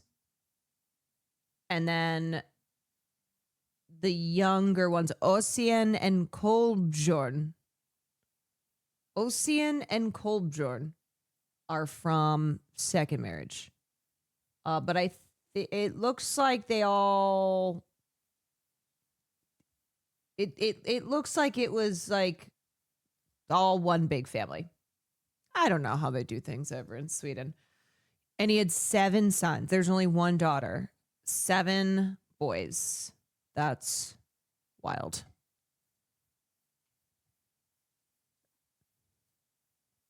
Can you imagine 7 sons? How proud are you of him? I mean, I'm very proud of it. I only care about one thing, and that is Money. Money. No, I care about. I said be on time. He wasn't today, but I said to him. That wasn't my fault. Yeah, but I know. Also, what kind of question is that? How proud are you of him? What's he gonna say? Like, eh? But that's what I care about. Be on time, and then Sorry, I Dad. also be good. He looks like a little kid dressed up in his dad's suit. And that's I'm tired. Look proper. Jesus Christ. Oh, I'm sorry, Dad. Sorry. Sorry, So a Dad. lot of actors. How proud are you of him? The fucking mismatched. A lot of blues going on here. A lot of blues. The wrinkly ass shorts. The frump tie. I love it. I mean, I'm very proud of it. I only care about one thing, and that is Money. That's money. Yeah. Just money. I don't, is this a new thing? I don't remember if they've had these kind of after the interview little moments, but these are sometimes my favorite moments.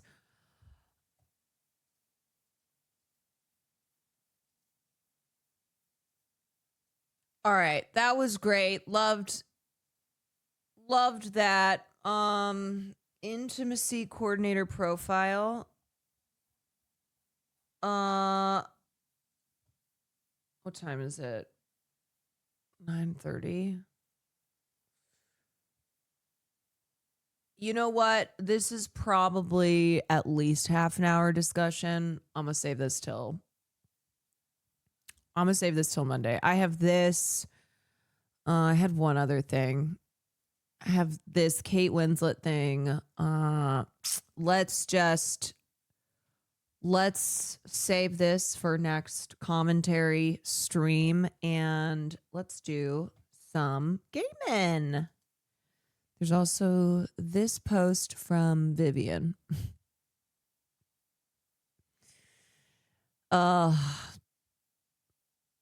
Having to just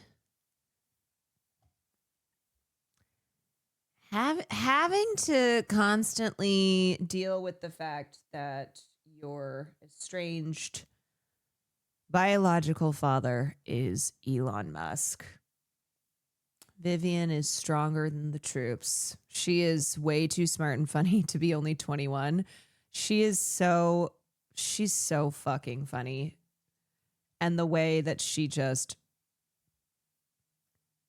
trolls everything that Elon Musk says.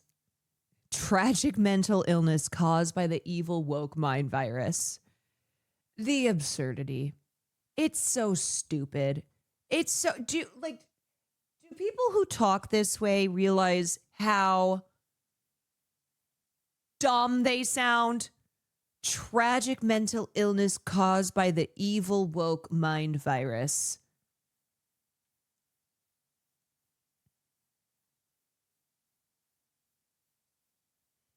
You go, do you hear the way that you speak? Do you hear the way that you sound?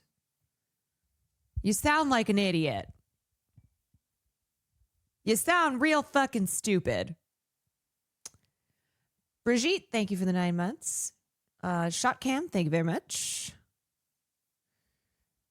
She's way healthier than you. It's absurd. It's absurd that, 21-year-old Vivian Wilson, who just has a much... who exists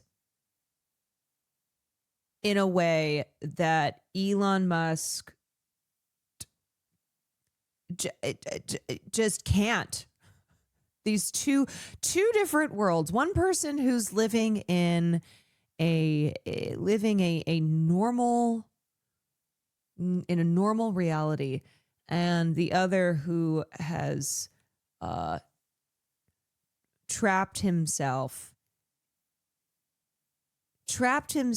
in a land of delusion and just stupidity. He could never, truly never. I don't know. People like Elon Musk, I wish we could just put you on a planet of your own. Just fuck off over there. Y'all deserve each other. People who genuinely use words like woke mind virus. We gotta yeet you into space.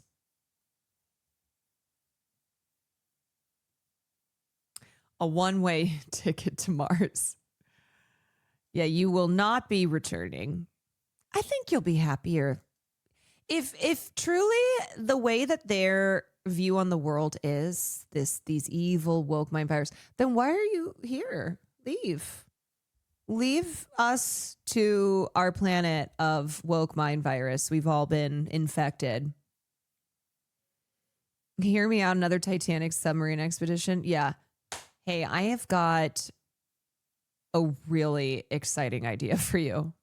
If you ever wanted to see the Titanic, because we can make that happen. We will crowdfund. We will do crowdfunding. It's on us. You don't even have to pay. We'll take care of it.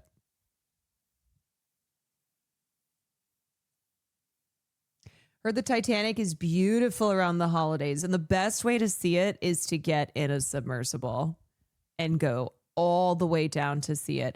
In fact, only special people can do that. The rest of us plebeians, we could only dream. We could only dream of getting in a submersible and going all the way down to see Titanic.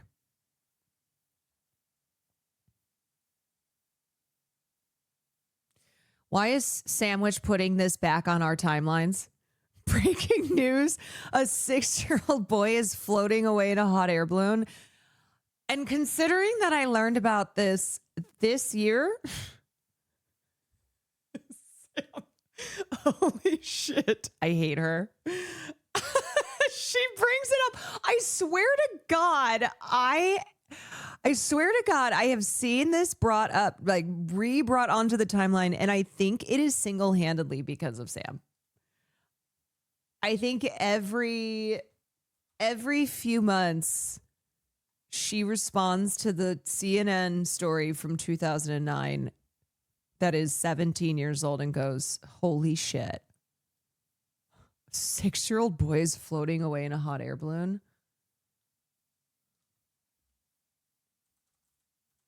Oh my God. Somebody has to stop this. Is anyone else aware that a 6-year-old boy is currently floating away in a hot air balloon?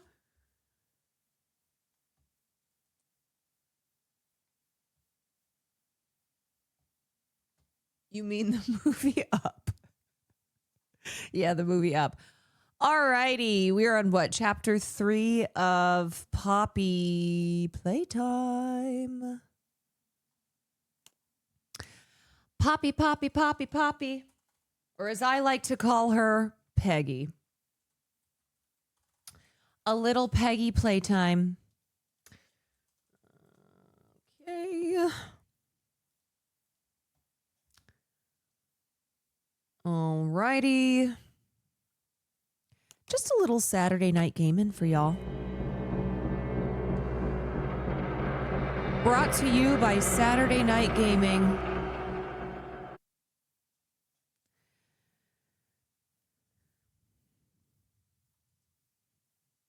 Woohoo! That hoodie looks super comfy. It is super comfy. All right, chapter 3, Deep Sleep. In the aftermath of the train crash, you now find yourself stranded in the depths with a new goal in your sights. Whoa! Okay, let me turn off the lights, run to the